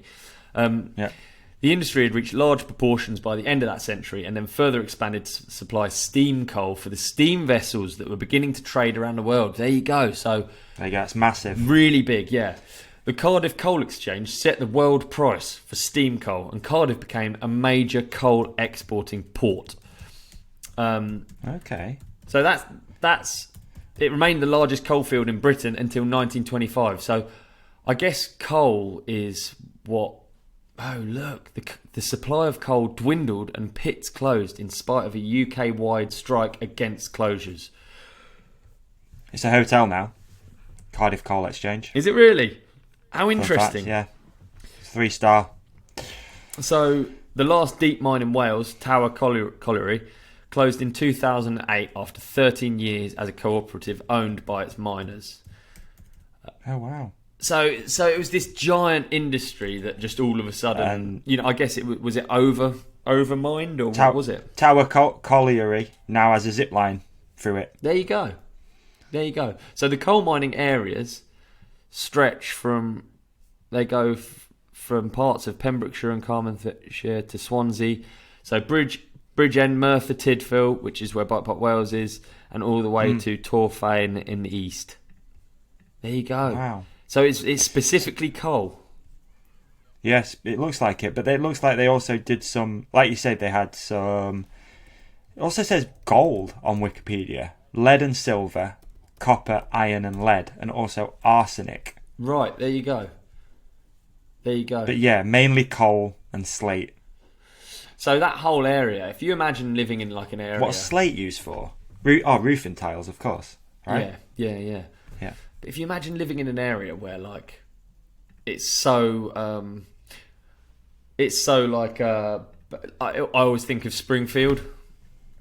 So there's like the one factory. There's loads of places like that, like where there is the one place where everyone works and every industry is based around that. Whether you've got a lunch place, it's like all of the people from the factory come and eat there. Whether you've got a corner shop, everyone from the factory comes. Like that's really quite common in the world, really. Isn't it? It's a strange thought. It's the dream until it's not. Until what we saw in the valleys where coal mining broke down. I think it's. So why did it break down? Do we have some answers on that? So why did it stop? It said supply dwindled, but I also think that it probably was the introduction of. Well, no, I don't know actually. Supply. I think this might help. I think I found a blog which might help from the BBC. Please. Okay. So it's last updated in 2008, but we'll go for it anyway. It literally looks like the oldest version of the internet. This blog, it's like looking at teletext. See. Steady increases in output and manpower meant that the early 20th century gave Wales its peak production figures. No less than 57 million tonnes of coal was produced in 1913 by 232,000 men working in 620 mines. That's a lot, eh? The largest number of men ever to work in the Welsh coal mines was 271,000 in 1920. Dude, think about that industry. Just think about how many people were working in that. That makes it way crazier than I actually realised. You saying that number makes it way gnarlier. It just went overnight, seemingly, you know? Post-war, there was a recession in the coal market due to a combination of a move to oil power by shipping and the development of coal industries overseas. Men were laid off, 140,000 by 1936. South Wales lost 241 mines in the same period. World War II didn't buck the trend in terms of production, but indirectly it had the effect of instilling some optimism. The Labour government of 1945, the welfare state government, nationalised the coal industry on 1st of January 1947, taking it out of the hands of private firms. It was thought that this move would safeguard jobs and mines, as the government would less likely than private owners to cut and run or make a quick sale. At the time, there were still 135 collieries with over 250 workers each, and although exports through Cardiff had fallen from 25 million tonnes in 1913 to 750,000 tonnes in 1947, there was much needed modernisation and investment coming. Investment meant better and more machinery and a greater emphasis on safety, but couldn't safeguard the coal industry in Wales. The rise of the oil industry and other factors meant that 50 collieries closed in South Wales between 1957 and 1964, although there was some respite in the 1970s due to the oil crisis. By the 1980s, it was almost all over for the coal industry in Wales and the rest of the UK. At last gasp at industrial action, the 1984 miners' strike was not enough to prevent the death of an industry that was once the biggest single employer in Wales and held the most powerful workforce. How crazy is that? So actually... That's interesting. Yeah, so that's a great lunch and learn. I really enjoy this one. Yeah, this is good, isn't it? I actually said overnight it closed down. It wasn't. It was a fucking slow and painful and horrible death. So if you imagine, I guess that would be like, if you live there, it's like living in a declining economy kind of thing. There's no way out of it. You just got the mines, haven't you? You've just got coal to make money. Fuck, crazy, man. But I looked across Merthyr and I just thought, wow, it's such an amazing place, actually. And it's like, it is such a, it looks like it was so beautiful. And yet it's pretty rough in places in Merthyr, isn't it, if you go into town? Yeah, I mean, there's people doing donuts and golfs at 6:30 at night, so it wasn't. They know a good time. Yeah, but no, you're right. You can tell. Yeah, they do know a good time. You can tell it's. I mean, it's a bit of a running joke, isn't it, about Merthyr, but you can tell it's very much a working class town.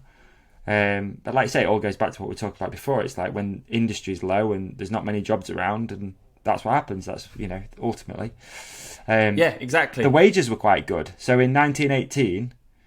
A coal worker would make £4.16. Was around £4. I don't know how you work out old money. No. Basically, it was about £240 a week now, which back then was obviously like really good money. Yeah, I wonder what that is in inflation. Is that what you mean? Like, yeah, it's £240. Sorry, now. What, a week? Yeah. When I say it's really good wages. Yeah, it depends how they work it out, doesn't it? Where there's like the currency conversion and then inflation, so I don't know what... Yeah, again, it's quite an old blog post, that as well. It's from 2011. Yeah. Wow, that's super interesting. Like you say, it was a steady decline by the looks of things. It was like the war, oil came in... Dwindling supplies. Like, I hate the idea of that, just like... a stranglehold on all of industry, and like there's families obviously that have lived there through generations of it. I mean, it's a fascinating topic, actually, isn't it? It's really interesting. Yeah, totally. It is. The same with a lot of industry like that, I guess, isn't it? Yeah. Like, even where we were staying on holiday, that was a fishing village, which obviously is not much of that anymore. And it's changing times. I don't know what the word is. I think there's a proper word for it, that we don't really manufacture anything like that anymore. We don't produce anything like that anymore. I don't know. I think there'll be a time we won't ever go back to coal, will we? I don't know. Is that a thing? That or will it just be nuclear from now on? I don't know. I think I can't really talk about it because I just don't know anything about it. I don't know. Like I know coal produces lots of, like, nuclear is awful when it goes wrong, but actually it's incredibly. But it's quite efficient. Clean when it's not. Yeah, isn't it? And it does create this. What is it? Pluto. What's it called? The stuff that comes off of a nuclear waste. What's it called? Ooh, plutonium sounds about right, but I don't know if it is. Uranium. That was the end of the 10 minutes 23 seconds. Good. We're on nuclear waste now, anyway. That was a good lunch, and I enjoyed it. Yeah. That was a really good one. Super random. Yes. Never thought we'd talk about that today. Yeah. Sorry about that. Yeah. So uranium is one of the nuclear waste things. Yeah. Oh right, uranium. Uranium tailings. Transuranic waste, low-level waste. Anyway, blah, blah, blah. But yeah, Wales was a fantastic time. How about that? Summarise it. Thanks, everyone, for coming to the Christmas ride. Thank you very much. And bringing some much-needed money to the area. Yeah, exactly, yeah. Hey, it seemed like... I bet the bike park's done wonders for around there, though, dude. I mean, we went for dinner after, and the lady straight away was like, "You been at the bike park?" Yeah. Maybe we must give off that aura, like just knee pads, smelly, exactly, yeah, exactly. Muddy armpits. It must. Yeah, hopefully it has helped the area. I think it must have. By the looks of things, a lot of jobs. It blows me away from when I first visited Bike Park Wales to what it is now. The fact that there's a whole new area where you sign in and it's like Jurassic Park. Park. Being at Alton Towers, isn't it? Yeah. Probably is. Yeah. Yeah. Yeah, really right, good. Davey, we're on to that time of the show that we talk about what we've been watching and what we've been listening. Ooh, Have you got anything this week? I've really come prepared this week because I've really got a series that I really want to talk about, yeah. Okay, I'll come prepared as well then. I'll just try and freestyle it a little bit. So we got listening, Nickelback's new album.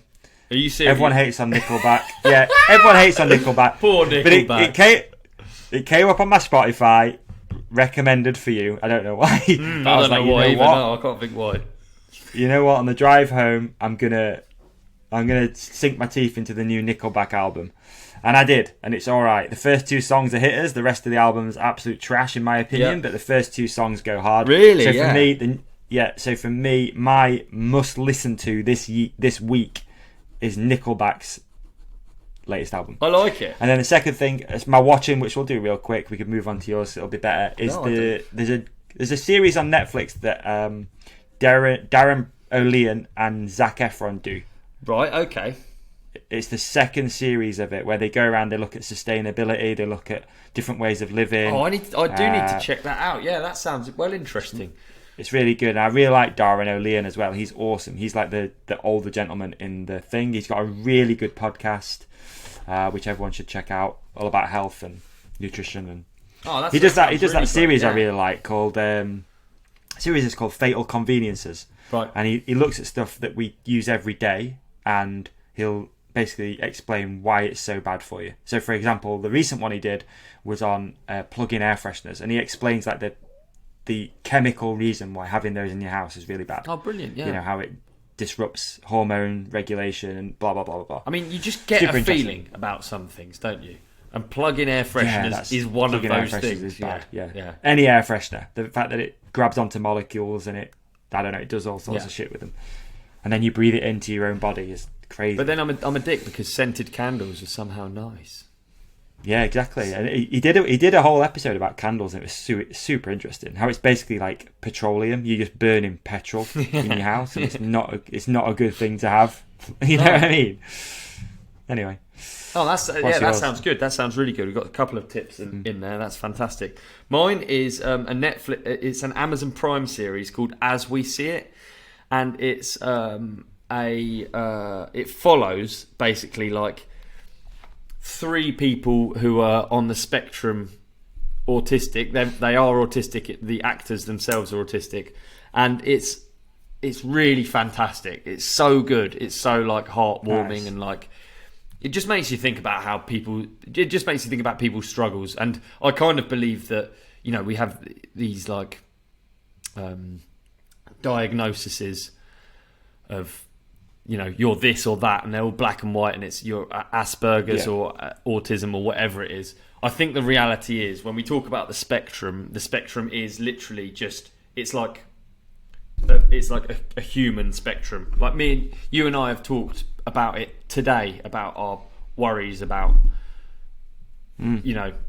socializing and things and this and that, and it's like all of those fit into this completely impossibly complicated picture that is being a human. Yeah, definitely. Exactly. That's it. So it's a good series, is it? How many? Really good. How many episodes are we into it? I think there's 7 or 8 episodes. They're 40 minutes long or something, but it's really heartwarming. It's about one of their kind of aid, and it's about them tackling their different. They all have. It's so nuanced. Obviously, it's like being a human is. That sounds really nice. And they all struggle with different things. Yeah, dude, I thought it was amazing. Yeah, I really enjoyed it. Perspective. Exactly that, and you never know what someone's struggles are, really, do you? So you don't, mate. Unfortunately, you don't. Yeah. Okay. I'll how we see it. As we see it. Amazon Prime. One thing I'm struggling with at the moment. Obviously, we got rid of the TV, so it's like I only seem to watch things that are either on.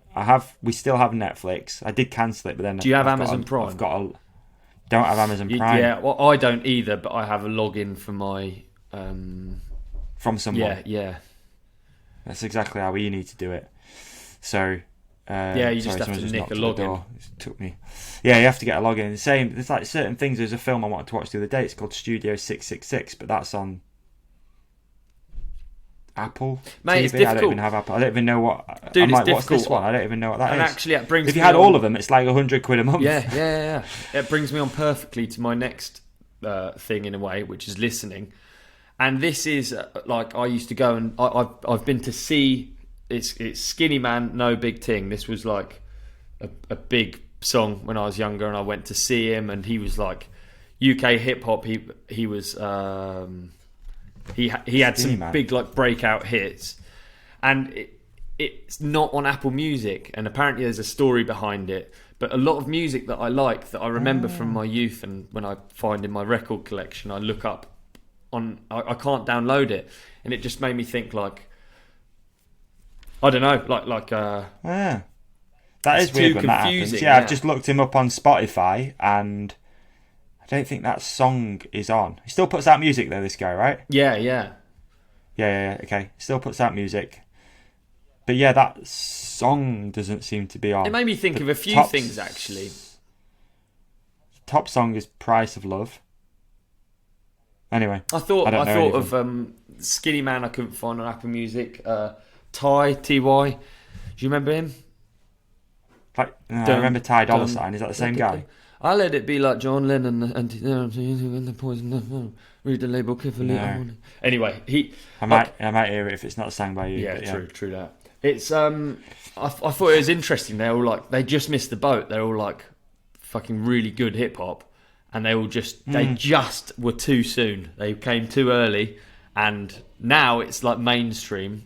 And they could be. That's cool that you have a recollection of it though, and you can listen to it. Because again, how would you discover that? Exactly. Person, that band? Through the listening section of the Ride Companion. Thank you very much, people. Thanks for listening. Check them out. Where though? I don't know, man. Are we going to do a listening party at your house? Like, come round. Ollie's going to get the vinyl out. But it's a shame, isn't it? Because it used to be so sick. You'd go to like I used to go to. But usually around though, like usually you can find it. It'd be like maybe it's on YouTube or something. Yeah, I used to go to the hip hop night to hear new records, and then I'd buy records based on the record company. You know what I mean? So you'd just buy like Def Jam records, Rhymesayers, and it was almost like the record producer, the record label. Sorry, the record label. They knew music. They knew what you. They collect together the stuff that you like. Yeah, so you know what you're going to get when you get something from Def Jam or from Bad Boy or from. That's so true. And with UK hip hop, it was even more like that. So it was like they used to come out with these. I remember these Word Lab albums, and they just had a selection of these different artists. And dude, I was just like a sponge. I was like reading through them, and the tracks that I liked, I would then look into that. I'd custom order it from the record store and all of that. Like, it's lost a bit of that, I think. Like, just the fact it's why I still buy stuff. It's why I still buy individual tracks, because that kind of automated algorithm is just the same as when you go on Instagram. So like Apple Music or Spotify, I know they put together a lot of new music that you like, but I think no, you're right. But you are in an algorithm, and you're in. You are, yeah.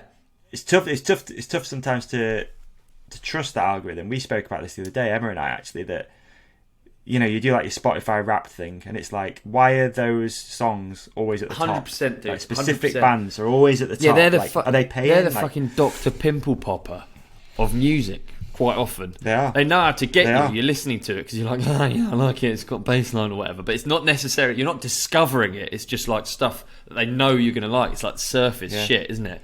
Maybe. What's annoying now is a lot of these people, like Taylor Swift is a good example, makes music which is just good for TikTok. It's just all about TikTok. That's what it is. It's about getting people to use that soundbite in TikTok, which promotes the record, which leads to sales or streams, whatever you call it. I had a really semi-deep conversation at the Christmas ride about this. We were talking about seeing live bands, because Emma and I have been to see a few cover bands recently, which makes me feel super old. And I think I told you about it. We went to see My Chemical Romance.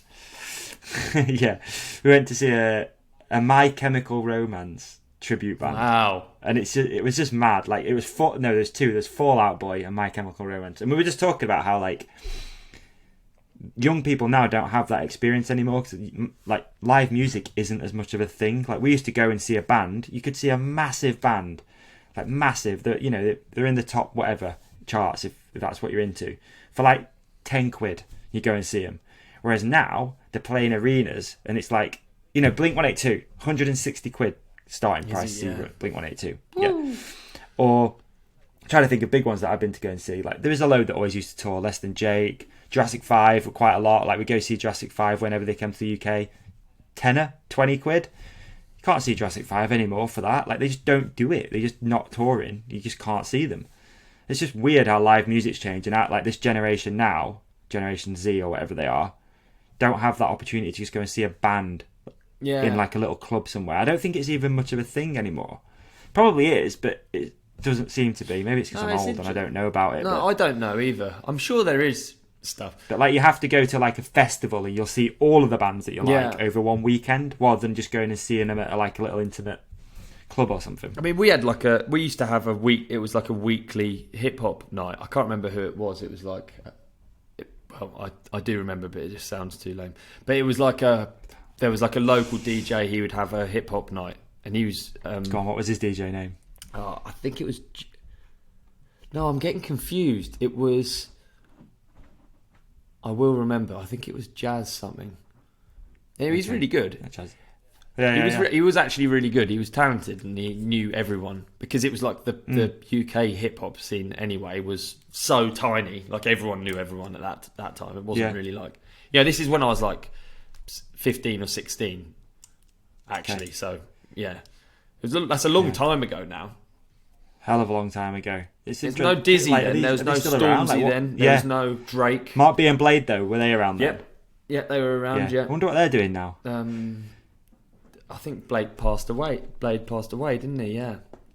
I'm not sure. Yeah, I think so, yeah. See, that's the only... When you say, like, UK hip-hop, that's probably one of the only ones that really stands out to me initially. It was, like, Mark B and Blade, listening to that album. Yeah, absolutely. It stands out to me as well, yeah. Thanks to Alex Rankin, yeah. Exactly. Probably, yeah. Yeah, it probably is. Yeah, you're right. Wow, I wonder how he discovered it. I don't think I ever went to any big performances, though. Any big ones. Right. I went to like the ones that KRS-One played in Sheffield the other night. Really, yeah. I really wanted to go, but it's the same night as we went to see that bloody tribute band. And I told Emma, I was like, KRS-One are playing. She was like, do you want to go to that instead? I was like, no, it's all right. We've kind of got tickets for the other one now. Which was good as well. It was only like 25 quid to see KRS-One. How old is KRS-One? He's 57 now. That's so sick. Still going, man. Still touring. 57 and screaming down a mic. Whoop whoop! That's not funny. I wonder what it feels in his heart when they start singing that song. Mate, insane. Like, how many times could he have done that? You know, how many times have he done it? And everyone else though loves it. Everyone's like, "Oh my god!" And you're like, "This fucking song again." Must be such a difficult balance, because it's like, you have to love not the music, but you have to love performing. I feel like to do the same thing over and over and over again, and still do it like enthusiastically. Yeah, definitely. You have to be getting paid. Yeah, I think that's always a good motivator, isn't it? Definitely. Should we do some hotline submissions? Sorry to interrupt you. Mate, let's do it, dude. I'm loving this episode. Same. What's this episode called, by the way? I don't know. We'll come up with something. They're always hard to come up with, aren't they? Yeah, that's what I thought we could do it live. This is like, literally, mate, this is a peek into my brain on a Monday evening or a Tuesday afternoon. It's good, though. What do we call this Well, thing? what have we talked about? The Welsh economy. That's not going to do well. That's not going to do well at all. Christmas ride wrap-up. Yeah. Christmas in Wales. Wales never fails. Yeah. Wales never fails. That's a good one. Apart from the coal industry. It's not really attention grabbing, is it? Tough to name. I like how you just dropped me in might come for up. Ollie disrespects another sport. Full drop me in it. Yeah, I bet I'd want to click on that. It was exactly. It was either that or Ollie hates e-bikes. All right, can we do one now for you? Can we do one for you? So it's like Davey and then something. Clickbait. It can be anything, like Davey comes out as, and then ... Or it could be like Davey, you know what I mean? Yeah. Davey ignored a fan. I hate that word. At the Christmas ride. Yeah. Davey... Still playing on my mind. Davey's engine fell out. You know something? It doesn't have to be, because if someone listens to it, they're going to get to this point anyway and realise what we've done. That's true. We could just do a super clickbait one, couldn't we? You know what? The only thing that I'd hit at the moment is the new voice of mountain biking is. Dude, I think if you clickbait that aggressive, I think you lose followers, don't you? That's like... That would do well. That would do well. All right, we'll have to think about something off air like normal way. Something that's, exactly. Come up with something half-assed. All right, I sent you the first video, I think. Sorry, mate. I'm off the back on. I honestly. See what's up. So we're back into a Tim off. We've got Tim 2, as we think we call him. not Tim from Wales. No, not the other Tim from Wales. Well, he's picked up a Red Bull deal or something. Tim Sadler. All right. Okay, you ready? Hey, Ride Companion crew. So after my epic appearance on episode 70, I picked up some sponsorship deals. But I've got a question for you, Ollie, and you, Davi. If you could be a Red Bull athlete for a day, who would it be? And why? And here's something for the podcast folks. ASMR.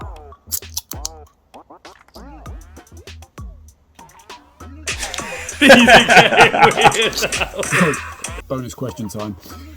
So, again, been out for a nasty ride, covered in the cack. Do you wash your stuff every ride, or do you leave it, just let it dry on the rack? Another top episode, guys. Like and subscribe. Like and subscribe. Oh, brilliant. He's doing the work for us. Big up, Tim. Many thanks. Doing God's work right there. Thank you, Tim. That's amazing. Got his own segment now. It's incredible. There's even like the Timmy at the end, the South Park Timmy. Amazing. Right, should we do these in order then? Yes, I'm just noting down a thing. Yep, okay, we're good. So which Red Bull athlete will we be for the day? I think it's quite a good one, because not that Red Bull athlete is... I don't believe it's necessarily... It's just a collection of riders, and it's good to pick from that collection. Yes, just a collection of talented people. Dude, I see an easy one for me to answer, I think. Ooh, is it? Especially after the last reel he just dropped. I've been on his nuts for a long time, but Cade Edwards, I'd be Cade Edwards, just to be able to go that quick and do that many tricks, and it just looks so fun. And he's had a shit time, and he's back amongst it now by the looks of things from his. Cade 2000 just dropped a new reel, has he? Is this the one? You watch that and remember that's a World Cup rider, yeah. Watch it; it's fucking utterly ridiculous. He does like a racer manual to tail whip. It's insane. Okay. That'd be my pick. He's winning. Cade looks like he's winning. He's having fun. Yeah, that's Who'd cool. be yours? There's one that I want to pick, but I don't think it's for the right reasons, so I'm going to avoid that one. I want to hear it. Go on. You can't. No. Is it? I'm a bit of a. Is it a hot girl? And you want? No, that's a great. I was thinking. What is it then? Who is it? Like, Go on, I want to hear. I think I'd go for Jon Olsen, because I think technically he's still a Red Bull athlete. Is he? Yeah. Yeah, he just lives a really nice life. It's somewhere in Cyprus, I think. He's got a few cool businesses, and if we're just doing for a day, I'd use it as like a day off. I'd just like chill in a nice house. It's a good one there. Yeah, thanks. I'd chill in a nice house. I'd drive the Porsche. Do you know I think you've got it right, because I'm gonna have, in order to make use of being Cade for a day, I'm gonna have to go out and just like. You got to send relentless tricks and have big crashes and go as fast as I can. I think. Yeah, I mean, that's smart. That's smart. It's a day off. Yeah. You're right. Just chill. Just have a day off. Brilliant question. Yeah, and then question 2 was, do you wash your riding kit every ride? I think I know the answer for you. That's no, I hang it up. I just think you get a few rides out of like stuff with dried on mud, don't you? Like trousers and jackets. Yeah. I'd be washing so much stuff otherwise. So yeah, I hang it up. Yeah, you're a hanger. Where do you hang it, in the house? Your house? Got no option. Just in this bike room. It's getting increasingly empty, by the way. But yeah, I'm a hanger upper. I do try and wash it most times. Good on you. You ride way more than me. Like, you know, out of a 7-day week, how many of those days do you think you ride? It's most days, really. Yeah, it's most days. Some sort of riding will go on. Yeah. That's not feasible then, is it, to wash everything every time? No, It's not fair on the Despite being washing machine, the sponsored by neighbours. Troy Designs, it's still I would have to have 7 raincoats at this time of year. Exactly. So I probably ride twice, sometimes 3 times is normal for me. So I do try and wash every time. Good on just you, because yeah. I can. There you go. And I like to smell like Febreze when I'm out. Oh, it is on the nice. trails. I do you know what I've come to realise is that I do appreciate it. Like when I hang out with someone who always smells like they're wearing clean clothes, which isn't me. I do It's appreciate nice, isn't it, yeah, sometimes? just personal hygiene. I do appreciate these days.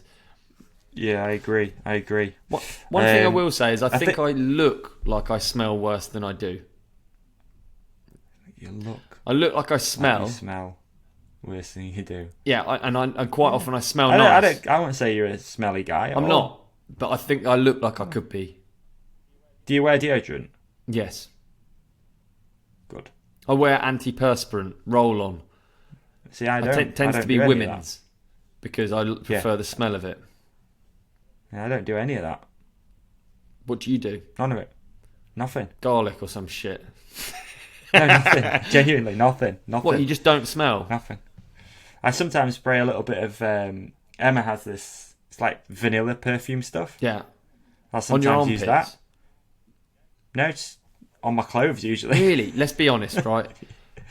The I bum swear. hole, the balls, and the armpits. Yeah. That's all we're really talking about in terms of Yeah, it is, kicking off, right?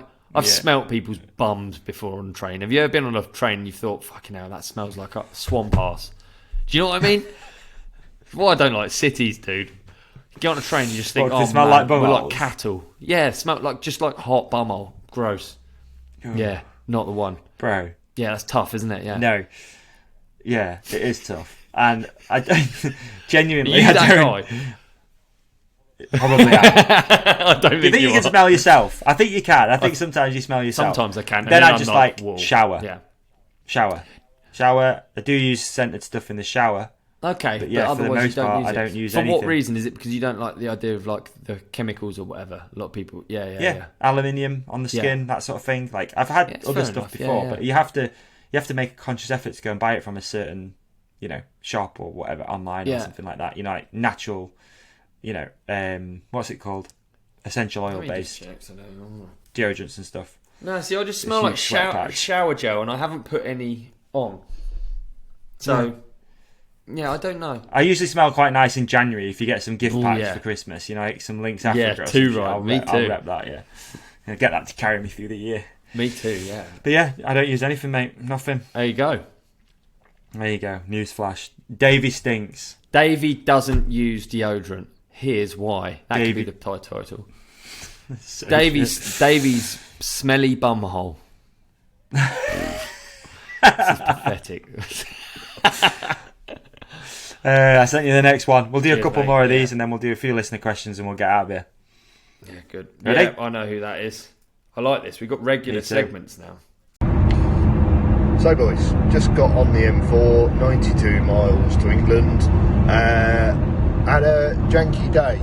I didn't realise, or I should have realised, on the Jam e-bike and the Jam analogue bike, the shocks are the opposite direction, so the open and close switch is the opposite direction. So I spent all day riding with what I thought was an open shock, but in fact it was a locked out shock. And every time I got bucked by the rear end of the bike, I'd go back to the van, do some shock adjustments, air adjustments, but nothing seemed to work. Hence the fact the hands were so bad, because the forks had solid air in them. So live and learn. Things go other ways. Wicked day though, really enjoyed it. Good food, good laughs, good people. Yeah, what a dig. Mate, Cheers, boys. Everyone Bye. can relate to that, right? Have you ever locked out your shock? Yeah. I mean, the answer is just Yeah. don't do it. Lot. I never do it. No, I never do it, but sometimes mine seems to always work its way there and I don't Oh, know how, if really? it's my knee that does it or something. Yeah, I don't know. Every time I've Yeah, locked I've- my shock out, I think I've forgotten and then had a run with it locked out. And I just think the benefits aren't enough. I think like suspension platforms are they're pretty good now, aren't they? Nowadays, we're not like They are. peddling into porridge like we used to be. Like suspension, yeah, pretty good. I wonder. Totally. I wonder what Jack Moyer does on a climb during the EWS. Is he locking out, saving energy? Is he...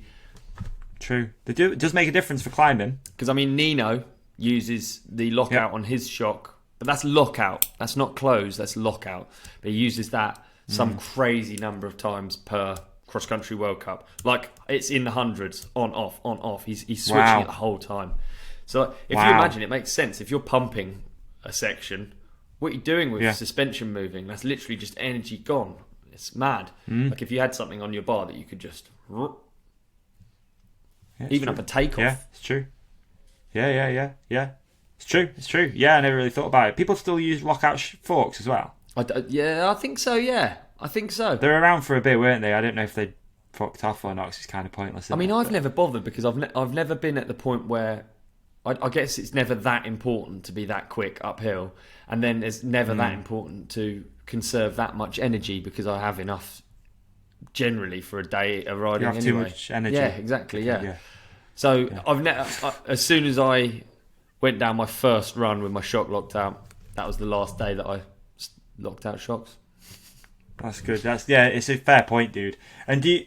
because obviously you run the X-Fusion stuff. Is there 3 settings on there as usually? So you've got like a mid, open, and close? Depends on which model, yeah. Yeah, because I never know if to just go fully open or half. No. I mean... Because as silly as this sounds, half looks nicer because it's straight. I mean, interestingly, on the Fox ones? On a coil... I'm now one of those guys that rides a 150mm, 29-inch trail bike with a coil on. I'm one of those guys. And a coil is more linear than we're going straight out of Welsh history into hardcore bike chat, guys.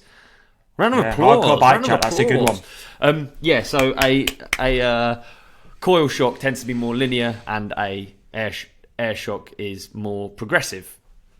So you would have thought that like a linear shock is going to make climbing more like... Because that's what we're trying to avoid, right? Yeah, bouncy castle. But I still don't lock it out. Even I have it fully open, even on the coil trail bike, and maybe that's just a testament to the fold link from Focus. Thank you very much. Maybe it could be. There you go. Let's have a round of applause to the fold link from Focus, everyone. But yeah, I don't know. I don't think it's worth it. It's my vote, Rob. No. Thanks for the submission. It's good. That was good bike chat. Yeah, thanks, Rob. Yeah, great bike to see chat you as well. Thanks for coming as well. Yeah, thank you, Rob. Yeah. Appreciate you.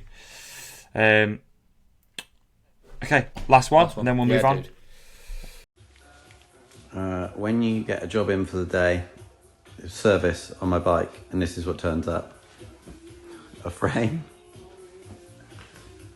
forks, wheels, and a bag of bits. It's booked in for a service. Amazing. What's the best bike jobs you boys have ever seen?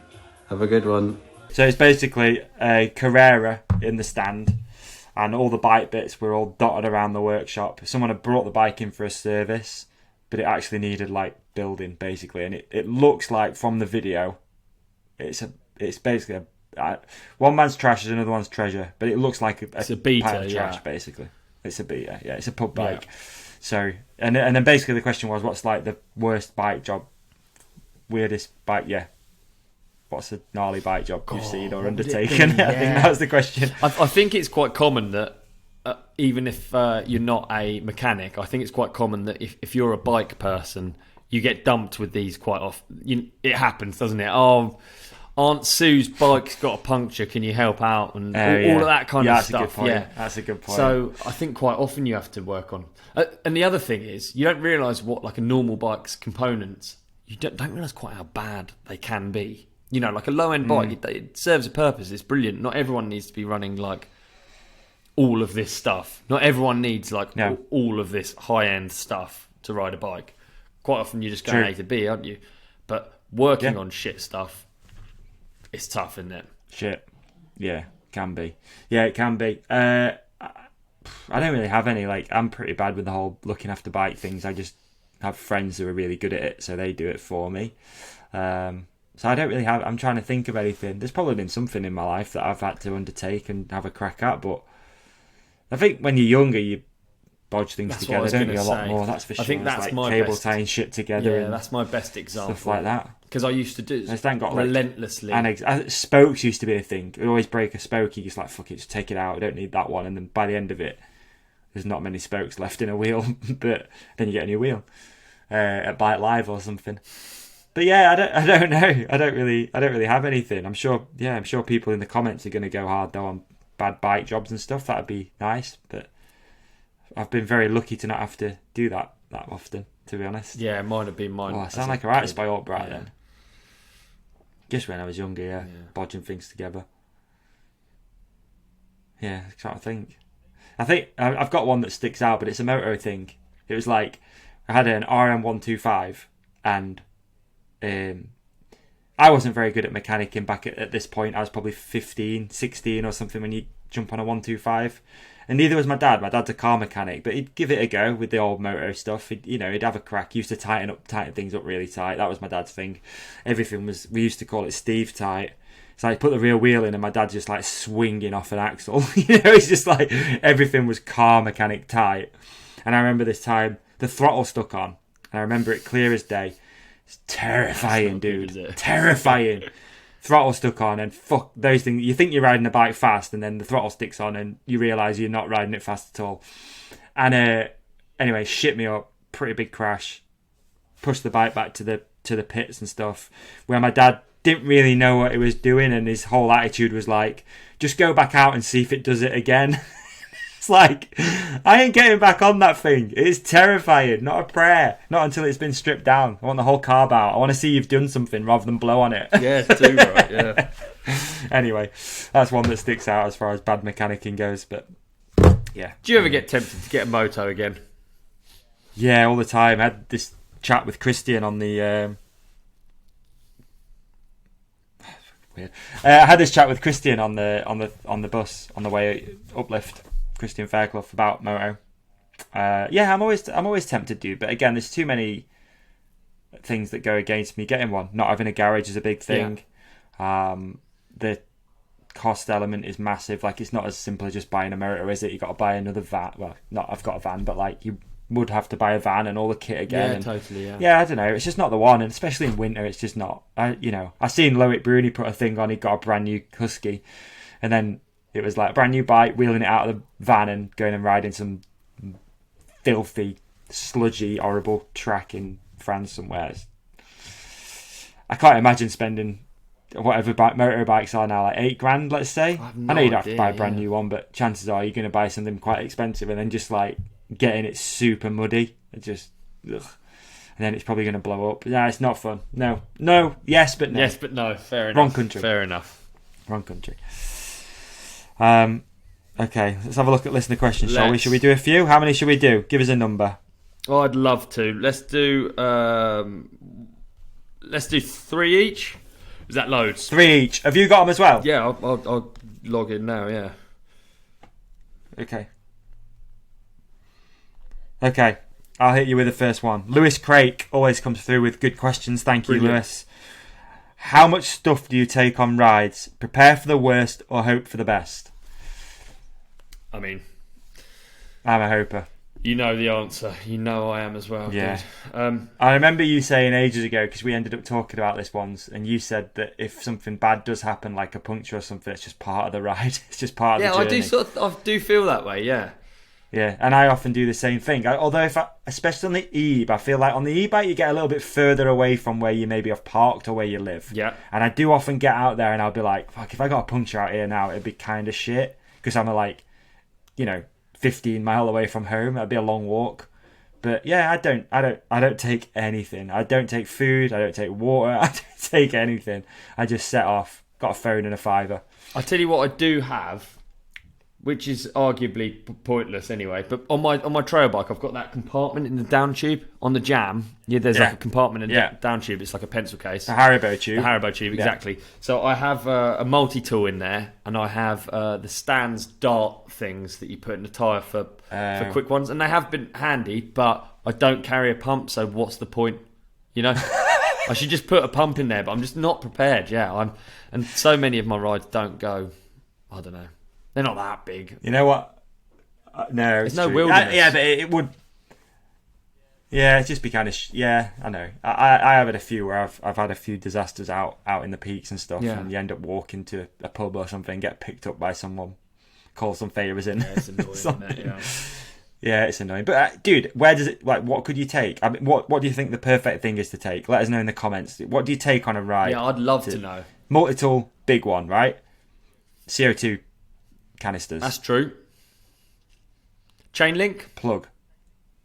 Chain link. Never had one of those. Tell you what though, I have had a snap chain enough times, but then you need a chain tool. But that can be on the multi-tool. Yeah, on the DMR Speed Guide. Yeah, there is a chain link you got the little thingy, a magnet, so you can just put that on your bike. Like, I do like all that stuff. I just don't use it. Yeah, it's so annoying, isn't it? But then when I go away and I'm with someone that does, I'm always like, oh. You know, if you go on like a ride with a few people, someone's got something, right? You're like, oh, has anyone got an air tube? Yeah. Exactly, yeah. Did it with you actually on that ride. I got a puncture. I was like, has anyone got an air tube? I didn't have one, did I? Anyway, no, did you thought? We had to go buy one. Next, after you. Okay, with little time, this is from Aaron Wheeler. With little time to ride per week, what type of ride do you do to increase skill/tech ability? Really good question, isn't it? Yeah. I like that one. Oh man, I think you've just got to always keep it mixed up. I think that's the thing. Like, if you've got a bit of a loop that you always do, try and venture off from that loop a little bit. Head for some technical climbs if you can, especially if you've only got 2 hours. You want to try and hit some technical climbs. But I think, if you've only got 2 hours to play with, it's kind of tough. But those power hours you were talking about are good. Yeah, that's brilliant. A good thing. Let's see if you can have 30 minutes driving somewhere new. Power hour, 30-minute drive home. There's your 2 hours, and you've ridden something totally different, and you've got hopefully tons of laps and a good workout in. But yeah, that's what I'd suggest. I think that's brilliant advice. I think that's good, Davey. I'm going to go with a different angle. I'm going to say, if you've only got 2 hours, maybe like... Okay, so I think that you learn loads on a hardtail or on that kind of riding, like sessioning. So whether it's sessioning a pump track or whether it's doing like trials, for instance, I think those are really good things to do in small amounts of time that make you better. Obviously, all of this depends on what sort of level you're at or whatever. But I would say, a hardtail at a pump track is going to teach you a lot. Whereas maybe if you can only get one lap in on your local trails, I think it's that sort of repeat and session and that makes people good. Yeah. But I think there's enough advice there. Hopefully it'll help you out. Yeah, hopefully. Any more tips, please leave them in the comment section on YouTube. All right. What else? We got Matty Baker sent loads. Obviously, he's put his drunk in one of them. Lou Elsmore, do you recommend jumping lessons to build confidence? Okay, a great question. I recommend jumping, and I don't know about lessons because I've never had one, but I recommend jumping because I quite literally have just recommended jumping or pumping. But yeah, I would recommend it. Yeah, you would I'd recommend it. I think if it's something that you're considering and you're struggling with, then recommend it. Couldn't recommend anybody Deaconator. I mean, the Oi School of Mountain Biking. The Oi School of Mountain Biking. I like that. Yeah, the Oi School of Mountain Biking. Maybe that's the one. But maybe. I think, whatever. If you want to, do it. You'll get more confident. After you. I like it. What was that noise? Oh, it's Emma. Oh, okay, cool. Stubbed the toe. Right, this is my my one is Moya's latest Metal Monday the best thing you've seen in your life? Holy. That's from J Mills 98. I actually haven't seen it. Shall we look at it now? So we both have to go on Jack Moya's Instagram. Yeah, let's do it. I like this. It's a live. Okay. Welcome to the clip. We're now going to watch Jack Moya's latest Instagram post together, Davey. Isn't that right? Do you think it's the first reel? It's the first reel. Let's do it. Go! Okay, here we are. Unleash the beast. Oh, it's Slipknot. fucking fast on a bike. But he's like interesting as well. You know, like his style's good as well. He's not just like efficient fast. Oh, mate, he's sick, isn't he? Yeah, that's cool. I mean, Lit Kit Award as well. Big fan of that kit. Looks nice. The bike and kit combo is nice. Dude, isn't it? Number 1 on the back as well. I'll tell you what. In terms of like pro riders, he's up there, isn't he? 'Cause he's winning races and he looks sick, I like that. and he's a funny guy. So like that is the killer combo. That is the triad, isn't it? Where do you? Okay, we don't need to go on a tangent of it. Maybe not. I don't know. Metal Monday. I first saw that created by Steel City Media. Was it? Dropping these clips. Metal Monday. What? Where do you stand with people just adopting those things and taking them on for themselves? Is it free game? I mean, as the inventor and co-founder of Pan Shop Friday, I encourage people to take it on, and I think it's fine. I think it is free game. Do you not? Does it? No, I think it's free game. I just wondered what your thoughts were, because I knew about the Pan Shop Friday thing, that you were co-inventor and co-founder of panshopfriday.com. Yeah, absolutely. Yeah. Is Pan Shop Friday a website? No, I don't think it is. No, but no, I think it's almost the point of those hashtags, and you should be flattered if you've invented one. Maybe we should have one. Yeah, companionship. Ah, damn. There's no C. There's no day that starts with C. No C. Bugger. No. We can think the of one. Ride Let's try and come Companion up with one. Tuesday's too lame, isn't it? Too lame. Too shit. Yeah. TRC, Tuesday Riders Club. Tuesday Riders Club. I think this needs work. I think this needs further work. Yeah, we need some. We need something for the Streak Challenge too. We're still waiting for something to materialise with that. Yeah. Yeah, it's true. We do actually, don't we? 7 Carl Brooks 7 Christmas gift ideas. Easy. That is easy. Sacks. Urbansurfer.com. Use promo code The Ride Companion. Urbansurfer.co.uk even. Promo code The Ride Companion. Athletic Greens. That's a great Christmas gift. That is a free travel packs, free vitamin D by using our link in the show description if you want to use that. That is a complete Christmas gift, nutritionally complete as well, because that's got 75 nutrients in every single dose.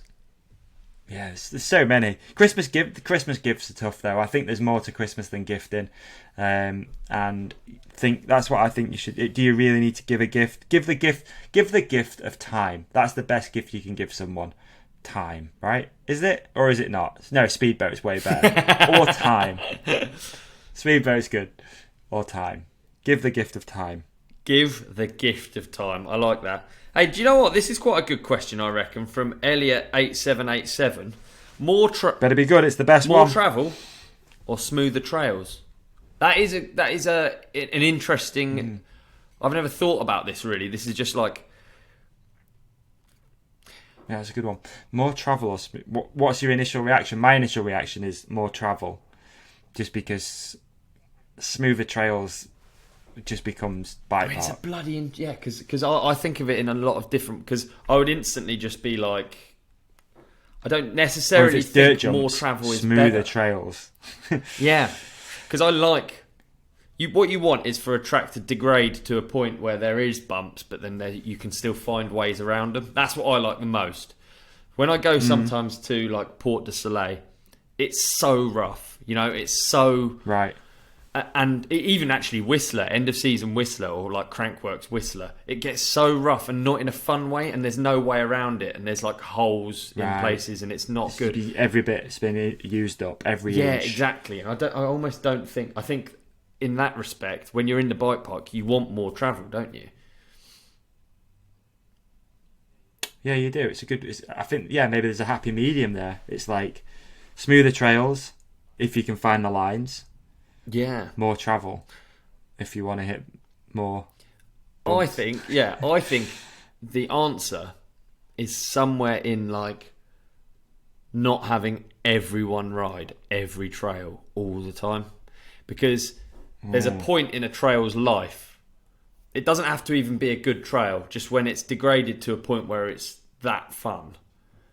If it could stay like that forever, it would be incredible. But trails don't. They go in, like, certainly for me anyway, they go in like a circle. They go like fucking like just pure loam, so it's ridiculous, and you hit it like Yeah. Then it goes perfect, and there's that mix of like dirt and loam, and like there are ruts and lines opened up, and then it just gets washed out, beat up. It's fun in a different way, but it's not as good as it was just before. Yeah, I like that. That's good. It's a great way of looking at it. I'd like to learn more about how, a place like when you visit Bike Park Wales and you realise how many people are there, how many people are going down our trails, and how do they keep it running good. It's not too blown out all over the place. I know some of them are going to get, but like you say, it must be like a rotation of trail maintenance constantly going on. There's a big trail team there. I met some of them as I walked up, and actually it was wicked talking to those boys because they had cool. From the outside, that seems like the dream job. They've got a Polaris UTV, a load of tools, and they're just bombing around in the woods fixing trails. It's pretty cool. I'm sure it gets cold and tough, but yeah. Yeah. That is a good job for the boys, that one, isn't it? Or girls. Whatever you choose. All right. You got another one? Is that the last ones? It's up to you. Do another one if you want. If you can see one you like, do it. So, I like this one. Some say Davey is still reading numbers out.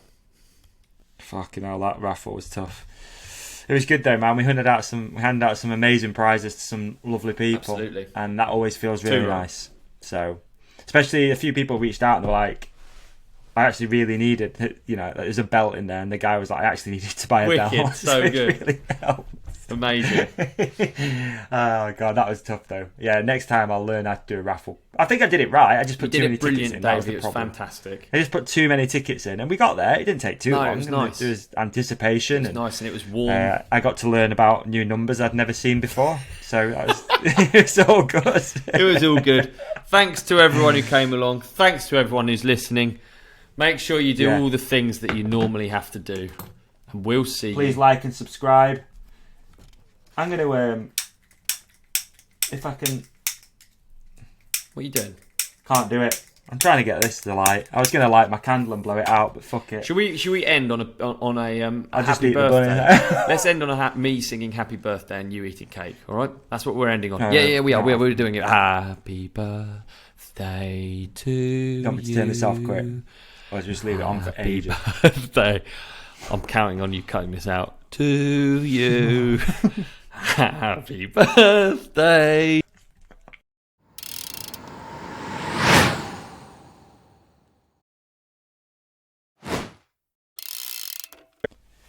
So here we are at the end of the podcast, and we would love to keep in touch with you. So don't forget, follow The Ride Companion on Instagram. It's at The Ride Companion.